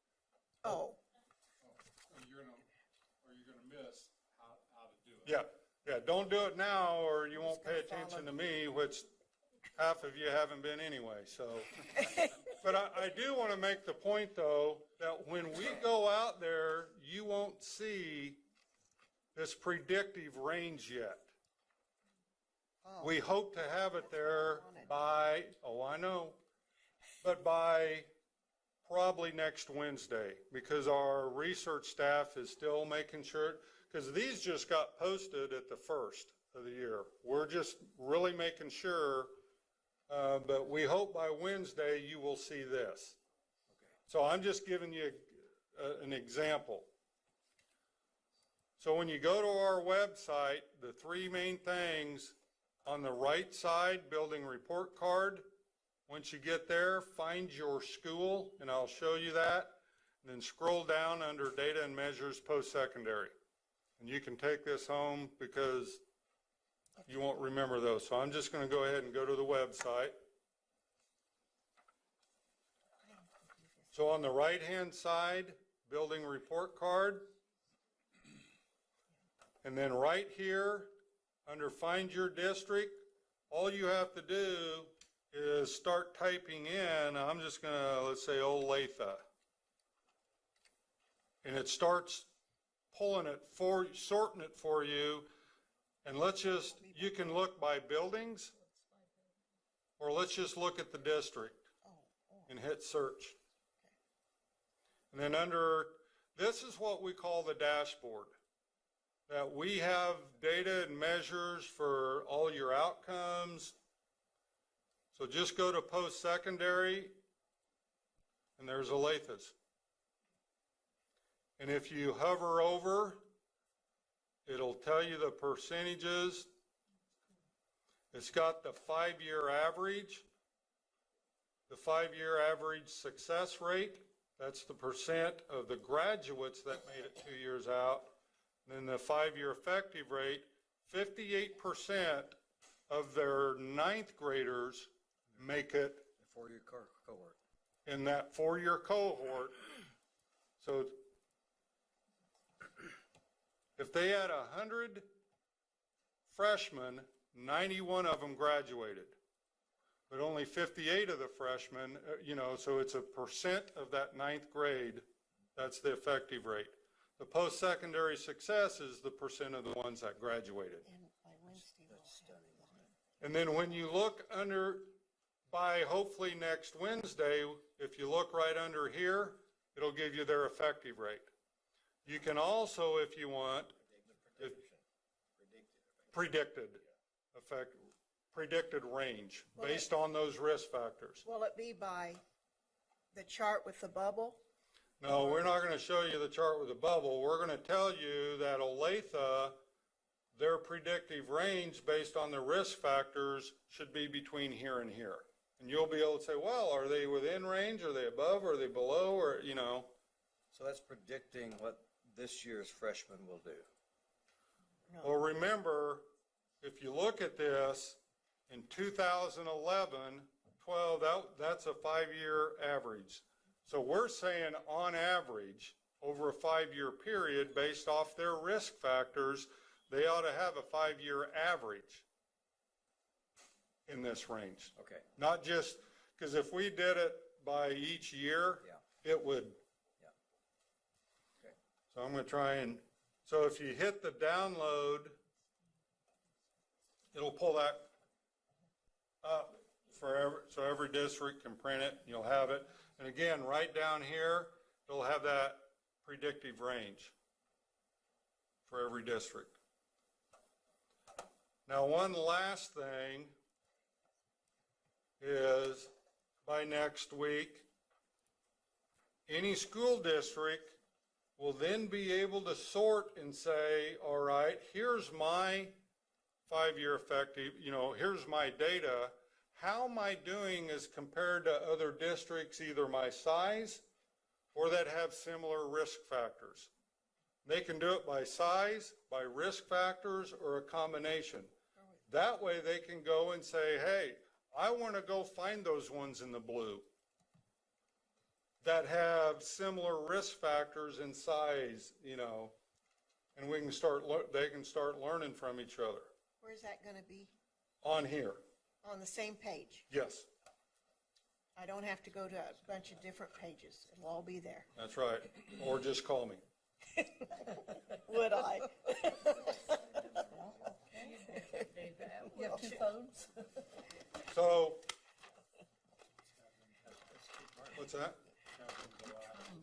Okay, so if you want to try and log in and go out and look, or I'm happy to answer questions about this, but we're excited about, this is probably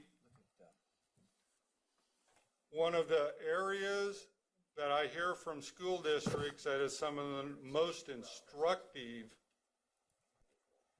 that they can start looking at that National Student Clearinghouse and saying, okay, what can we do knowing who the kids are to help the next generation of kids?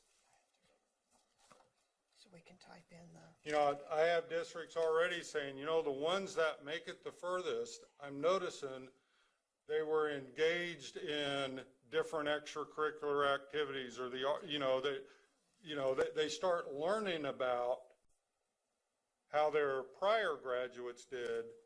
What can we do then to inform? Kid says, well, I don't want to take those types of classes my senior year. Well, if you're going to a 4-year, the chances are based off prior data.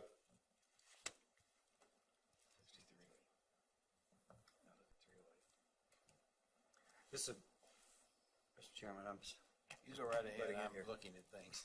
I love this tool. I think it's a really great asset for schools to have, and for us to have, to know what's going on, and for everybody, actually. This dashboard is wonderful, I think.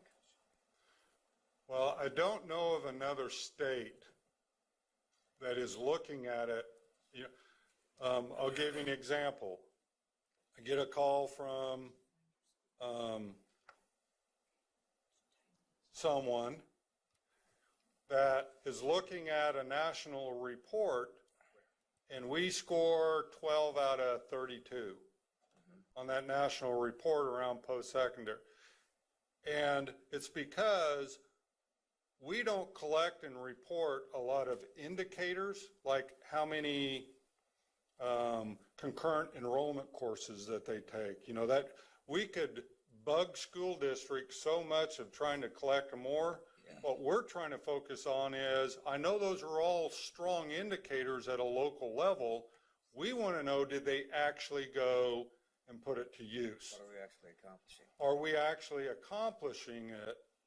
And The other question that I have is, at what point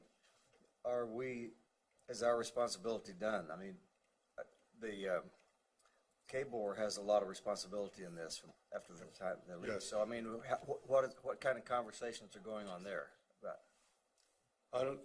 That's why every one of these is 2 years out. And the conversations that Randy and Blake have been having, we'll get them into that second year with the skills they need, and now it's higher ed's responsibility to get them to the completion. So for us, it's 2 years out. Well, yeah, but I mean, they have some responsibility for that second year as well. Oh, yes, yeah. Oh, they take on responsibility the day they show up. Right. We're just handing the baton and saying, you get, for us to measure, are we given the skills to have a successful first year and show up that second through post-secondary plans, through, you know, and then. Well, it just seems to me that for us to get to our numbers, we have to have close collaboration with KBOR, Yes. with those schools to get us there. And I know Blake gets it, but does anybody else? That's my question. Well, I think, Ken, that they're going to have to get it. Yeah. Because KBOR's goal is the same as our goal, is to raise their post-secondary success. For many years, higher ed simply looked at enrollment count as their measure, and that's shifted through their accreditation, their national accreditation. So they get it. Now, this is, Steve often tells me, and he's right, that our moonshot, you know, the real moonshot, Neil Armstrong, when he set foot and then they launched back and got him back home, we knew we were good to go. It's going to take us a while to turn this whole culture around. I understand. But if you look here at Olathe, let's just scroll down, Brad, 58, was it 58? So 58% on average of those kids going on, we'd like to raise that about, 15 to 20%, somewhere in that range. Higher ed has some role in that too. But it starts to ask policy questions like, what about kids that take college credit in high school? Are they more successful or not? You see, it also then goes back and says, okay, of those 58 that are doing well, what did they look like when they were in third grade? Mm-hmm. And what do the kids that are not doing well look like? And now we start to look at attendance, math, whatever the issues are that start to percolate Reading in those. ability at third grade. That's right. All of those, it's it's a simple question that gives a complex answer as to why kids may be falling off. And then through what school districts have to work on, they will go work on those areas to help each student be more successful. But we'll start doing some analytics on that over time. This is a really good school district, Olathe. Mm-hmm. And they're showing that they are about 15 to 20% below where we would like for them to be. And that doesn't mean anything other than they've never seen them. We've never showed this data. Right. They were usually talking about, hey, we are 90% proficiency on reading and math, and lots of our kids go on to school, and now we're tracking them. So it's not just KBOR. I want this to be clear. This is parents. These are communities. Exactly. This is the state of Kansas that has to say, if this is important, we have to take a different direction. Right. And just because you probably haven't noticed, or you may have, if you scroll down, you can get it in Excel. There's also explanations, user guides, and I'll have to say that your IT staff upstairs and a lot of people did an amazing job with this. This is 100% locally upstairs developed, and you're not going to see this in Wisconsin or, so Lane Wiley and our IT staff and a whole group of people did a fantastic job of designing this. Did the Center Comprehensive people help with this? Absolutely, and I don't often get to say it, but Gary Manford with the Comprehensive Center has helped us lead through all the thought process. What makes sense? Can you really, what about remedial? Well, we walked away from that because everyone counted it different, but we figured, well, if you can manage through that first year and get into the second, you most likely overcame, So yes, the Comprehensive Center has been here 4 or 5 times the last year, really coaching us through the whole thought process, not just of this one. This is just one of your outcomes. They're working heavily with us with the kindergarten readiness one. Because we're looking at both ends of the spectrum, getting them the skills to start, but yes, they've been key to helping us through this. Kind of picking up on something John suggested about the weight factors, or the question he asked.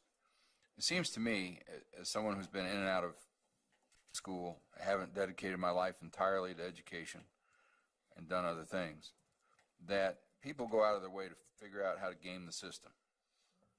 And I'm convinced that Kansas could actually take the bold step of stop labeling kids by ethnicity and just say, hey, we have kids here. So I like the risk factors, but what I'm just speculating about right now is what you think, and I'd like to generate a discussion here with the commissioner and anyone else on this board of how people are going to go about gaming the system.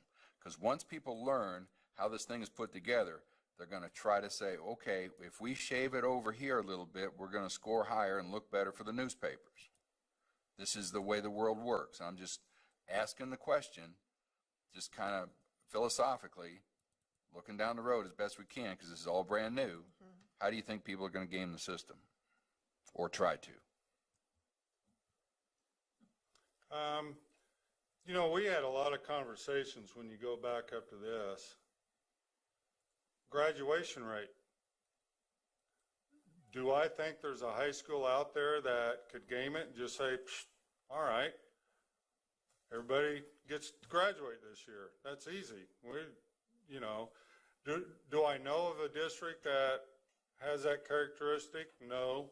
But what we put in there, though, is, all right, so you do. You don't have control. But if you just walk everybody across stage, guess what? Your success rate drops. Because it's a percent of the, you know, so we're not on, so that's why we're trying to connect graduation to post-secondary success, because you gain one, the other drops. That's why we wanted to also walk it back to that 9th grade cohort.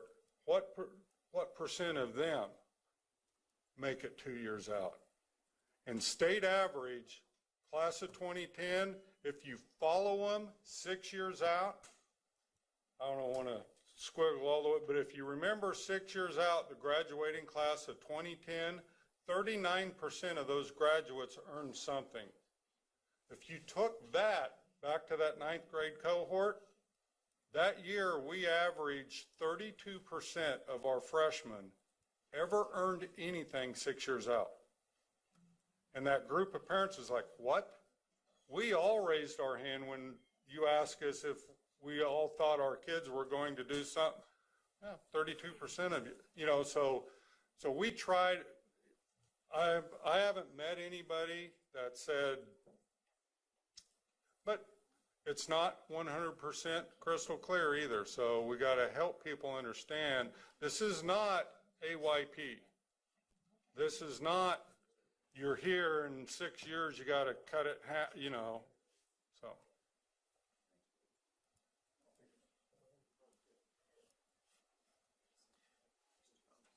If anybody has questions, the hand thing is not working right now, so you just have to, you'll actually have to raise your hand.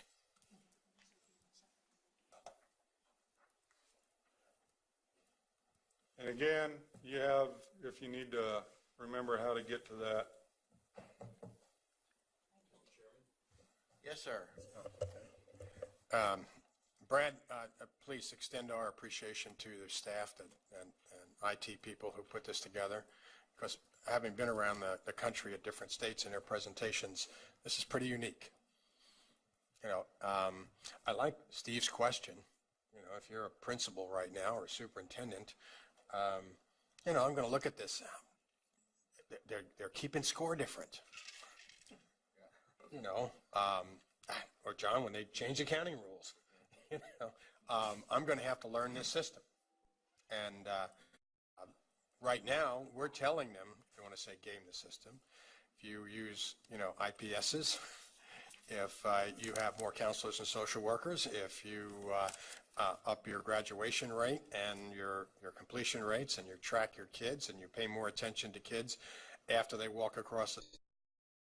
We're asking schools to rethink their relationship with students, not only while we've got them, but after they leave. You know, and this is a game changer, I think. This is going to be some districts. I've looked at a lot of districts across the state, large and small. They're going to feel pretty good, you know. And then there's some that are going to probably try to figure out, you know, why we did this to them. But if you own this and you own your data that we've provided you, this is a unique opportunity for you to really engage with education. You know, so, and just thanks. Randy, thank you for the leadership to do this, and thank the board. All we did was approve it and say, go do it. You know, to the staff and those people who worked really hard, thank you. And I'm looking forward to reporting this in January, you know, to the legislature, you know, and helping them understand, and helping them understand why resources are so important, you know, for the school when applied, you know, correctly. So this is really this is great. Thank you very much. Ann?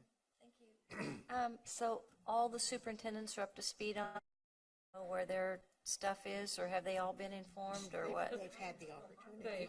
All of them that have showed up. So they had to come to one of your presentations around the state, or? Well, I don't want to, every 2 weeks, I do lunchtime hot talk, covered this. Like on a webinar We've put it kind of out, thing? and we've done webinars. Oh, okay. We will, that's a good point. We are also,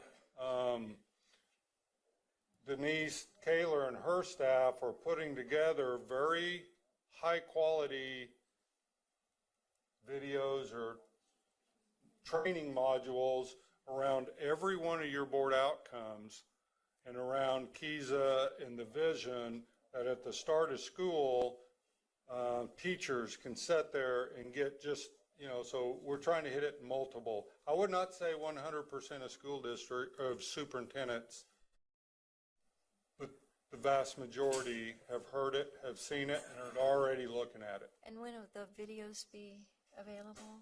We hope by mid-August, Okay. And or by the time schools come back. where are they going to be on? Will They'll they be just on be our under? website. I mean, like under Kansas, or? Yeah. So, okay. And we'll make sure you know where they are. To follow up on that, Ann, I called several school districts asking them if they were going to consider applying for the redesign, and each one of those schools I called, the superintendent knew what the rate was and discussed that in the process. Really? Cool. However, last week, Ken and I visited with 20 schools? And on most of those, we asked, what's your effective rate? And would it be correct to say the majority didn't know what we're talking about? They knew what we were talking, some of them knew what we were talking about, but nobody knew the number. They said, well, it's not where it ought to be. But nobody knew what their effective rate was. And that's not your fault. I'm just saying that people need to start paying closer attention. Well, and I know right now, they were posted July 1. Actually, we had them out there like June 28th. But I know they're also busy trying to figure out what the new budget's going to look like. And, you know, but I would say the majority of them are on board. I know they're all on board. New way of keeping score. They'll know very shortly if they don't know now. Well, I think it's great information, you know, and I think I really appreciate the efforts, and I really appreciate, because up to this point, we've just forgotten about the dropouts, and now that's a factor, and that is a factor, an important factor in success. You know, what's happening to the 14% that didn't graduate? You know, that's of critical importance. One question I would have is that this is just one of, and it's very important, of multiple data points indicating the success of a district. And we don't want it to become the AYP focal point that identifies winners and losers. It really gives us an opportunity to show growth, and that the outcomes that we're proposing and our vision are keys to achieving this success. Well, and just to remind you, well, that's not it.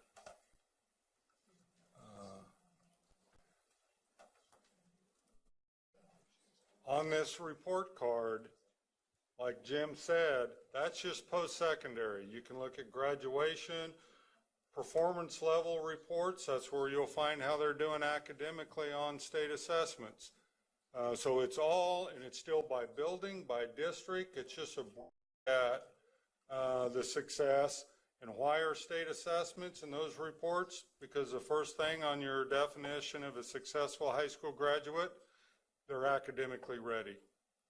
But it's not one of your outcomes. It's no longer the AYP. It's just to inform, are we getting more kids academically ready for post-secondary success as well? So there's a lot of information, like Jim said, there on the website.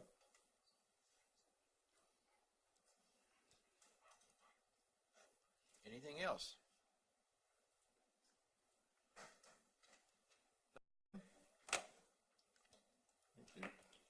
We're going to take a break till 11:30. I anticipate we will still adjourn by noon. Okay.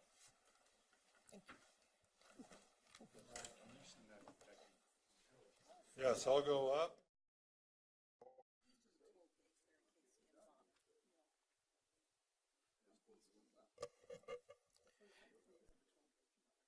As I indicated yesterday, and I don't want us to belabor anything because I still want us to be through on time, that I thought some discussion following up on the commission report yesterday might be in order. I want to start by saying it is our responsibility, as the State Board of Education every year to make recommendations, to make budget recommendations. We did that. We fulfilled our responsibility. We didn't all agree, but we did that. It is not our responsibility to appropriate. The legislature has that responsibility, and they did. And I think it's important for us to acknowledge some things that I consider to be extremely positive, and that is we have been, we ask for full day funding of kindergarten. Kindergarten was funded.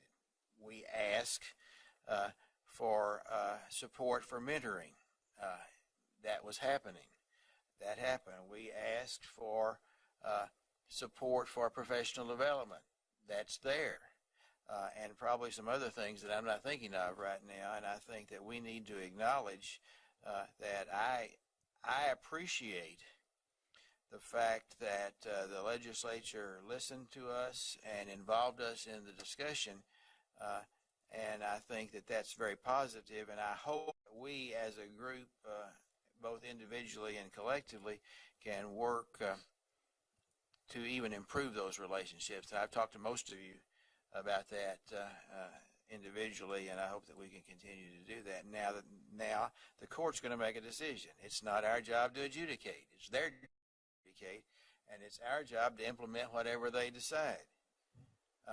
But based on what the commissioner's report yesterday, there apparently some misunderstanding of our mission, and the question that I'd like for us to discuss, and I want to approach this on a very positive manner. I am committed to our vision.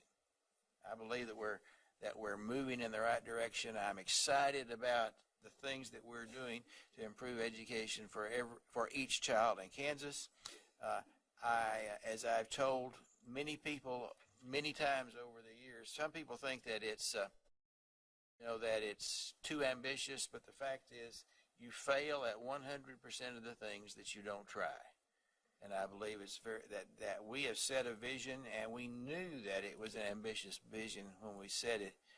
How, and I'd like for us to have this discussion, how can we as individuals or as a group, or should we as a group, better communicate our vision so that it is clearly understood as something that we take very seriously and that we believe is very important to each Kansas child. So I've opened it up. Going to cut us off at noon if we go that far. Well, Mr. Chairman? Yes, sir. I would start off by saying we had numerous opportunities that were provided for us, with the legislature to promote our vision, and the legislators were very, but just like everything, it takes a while for stuff to become a part of somebody's, basic frame of thought. And there are legislators who are spend a lot of time to learn about our vision and the outcomes and what we're proposing. But like anything, it's going to take time to make it part of everyday conversation. But we're well on our way. And to the legislators' credit, the leadership, especially of several different committees, the chairs and others, we presented this multiple times. So the committees that needed to know probably knew more about it than the committees that weren't, but that doesn't mean we don't continue to communicate with them as well as the public. I still have people that I run like that, what vision? And even in the school business, and we think we've communicated with everybody. Well, part of the communication plan, and Dina and I met yesterday, and you joined us. We're going to be proposing in next meeting to move forward as we did basically 4 years ago, and we need to upgrade our communication plan. I will say that I believe for a variety of reasons, but one of the big ones is the board membership we have today, that we've had better communication with our constituent groups, and the legislature being one of those constituent groups. So as a board, next month, the communications team will have a report and an agenda, if you will, that we'd like to discuss at that time, moving forward with the legislature, but also with business and business and community, as well as schools, to move our vision forward. Peggy, make sure that we have a specific time. Yes. Before we discuss the agenda, let's not just the report at the end, but a specific time for the communication committee. Thank you. Sally. Are you wanting us to discuss specifically with the legislature, or are you talking about how to get our vision out and other aspects? Which Jim? Jim Porter. Yes. Yes. I guess we stand on, I have a personal relationship with all of my senators and representatives. And what we agreed to was that I have all of their cell phone numbers. We agreed that when they got into our business, I would text them. That was a thing. So but I may have changed their numbers. So far, I've been very fortunate. They text back. But, it's taken me years to develop that. That doesn't happen overnight, and it took years. I also divided up my my schools according to what representative they're under, because I found out that a lot of my superintendents didn't even know. So I made sure they knew, and if we needed to contact that, I would contact them. I think we've made such gains in the last 2-3 years on what we can do. It's not that I don't think we can do more. My thing is, I'm more concerned that people on Main Street know our vision. Because what happens is those legislators get pushback on what they need to do, because the people understand what we're trying to do. And, you know, we can say one thing, but if they go home and all of their constituents say another, we're talking in the wind. And so I think the best way we could help our representatives make sure that somehow we get our message out on Main Street and get the public behind us. And that would help representatives as much as anything. And that's a tall order. And we also need to make sure, I mean, and I'm not talking about just the legislature. We need we need to better communicate with our business partners, so that they understand what we're doing, because they're the people that are going to hire our product. Steve. Thank you, Mr. Chairman. I'm thinking of beginning of the Commissioner's report to us yesterday. He had graphics that had the word values in it. And as much talk as we have about success, I'm reminded of an Einstein quote. You can Google for it right now. There's a lot of graphics out there on the internet. If you Google for Einstein quote, success and values, you'll see his quotes. Not to be a person of success, but strive to be a person of value. Not that Einstein was smarter than anybody else, but it's a nice quote. Definitely smarter than me. And yours truly. You know, in my talking points that I sent you a copy, I say that we can start with the board's vision and we can lead the world in the success of each student, but I like adding the 3 words, who want it. And as I've been an Uber driver this spring and summer, I've had a chance to talk to a lot of different kinds of people, and it's one of the best things about work. And a lot of them are educators, and I say who wants it, and then very shortly after that, very early in the ensuing discussion, you have to talk about how old the student is. Are we talking about a 6-year-old or a 16-year-old or a 26-year-old? Now that we're going to be trying to track folks. So if you have a 26-year-old who doesn't really want to be a lifelong learner, you know, I think we're all in agreement that's not our responsibility. What about a 16-year-old and what about a 6-year-old?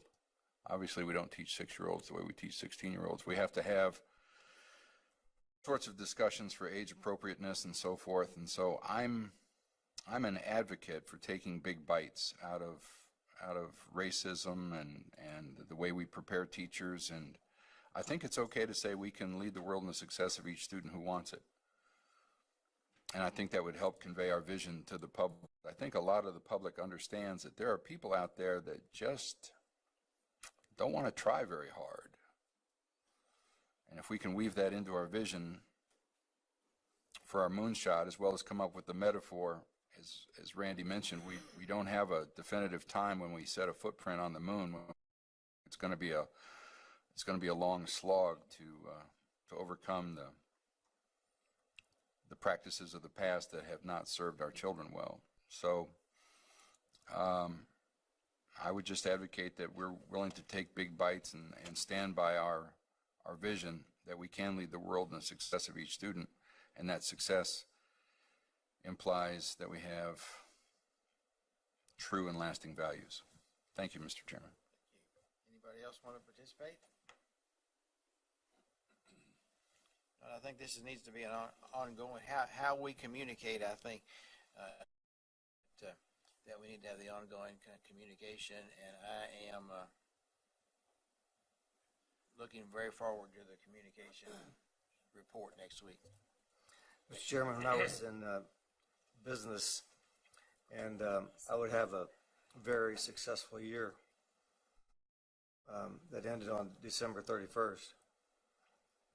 There was no use in talking about that on January 2nd, because the question was then, what are you going to do for me today? And what have you done for me today? So I think that while the efforts of the board to communicate more effectively with the legislature were a very positive thing, and obviously it resulted in some money, which everybody was after, I think we should not lose sight of the fact that if the legislature, whomever is there, still 5 years from now, if they have not seen move on our goals, that discussion is going to be more difficult next time. I mean, it's incumbent upon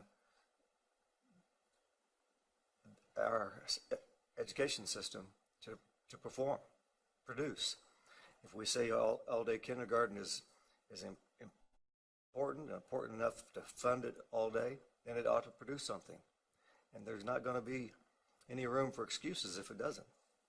It's just, that's the fact. So I think that we really need to understand that we have to, this has to come to something. And I think we're on the right track. There's a lot to be said for what Steve said, because no matter how good a job we do, and you know, I look at some of these schools, I know some superintendents that are working their hearts out and doing everything they possibly know to do, and their effective rate's very low. They're in a different population. We can go to a number of different ways about saying that, but the fact of the matter is it's much more difficult in some places than it is in others. And so we just need to have everybody somehow moving the needle as best they can, and not expecting everybody to get to the 70% rate, because we don't have to get to the 70% rate to lead the world. I don't think.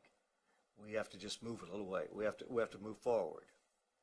And I once walked into a meeting where, this was several years ago, shortly after I was elected. I won't tell you the name of the organization, but they were having a meeting, and they were talking about how badly we had to have this money, because schools just couldn't operate if we didn't get this extra funding.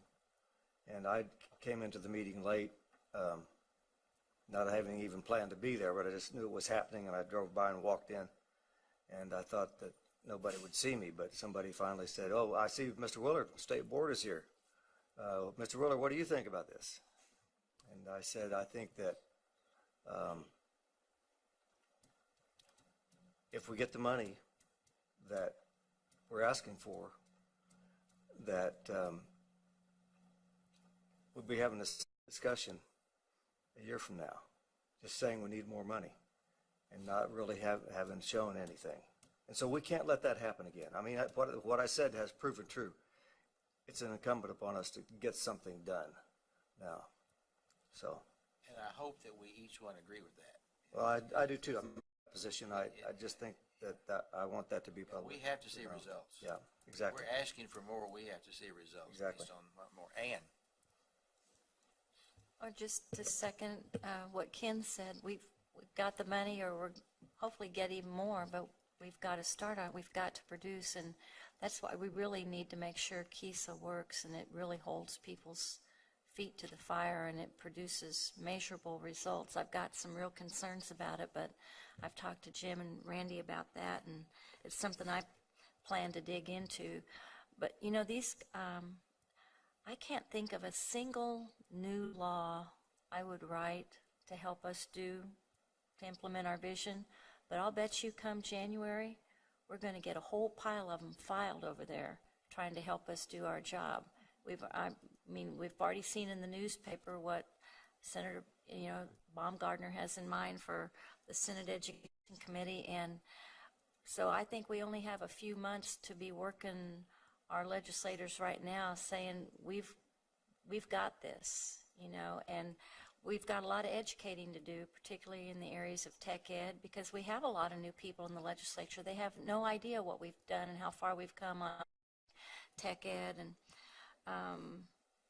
other things they have in mind. So we've still got our work cut out for us, but I think we need to be working all our folks this fall saying, what questions do you have? Because otherwise we'll see a whole pile of bills we don't really want to deal with. I really feel we do. Well, it'll be a slow year compared to this one, and they'll have plenty of time on their hands to get creative. Dina? Well, I can say ditto to several comments that have already been, but it seems to me that sometimes we make decisions that we understand are connected, for example, to the Rose standards. but we don't say that. And so individuals misinterpret what the reason behind our decisions. So I think maybe we may want to be a little more deliberative in connecting the things that are important to other entities in this state. For example, the Rose standards. And so we don't have statements being made that were made in a brief presented to the Supreme Court.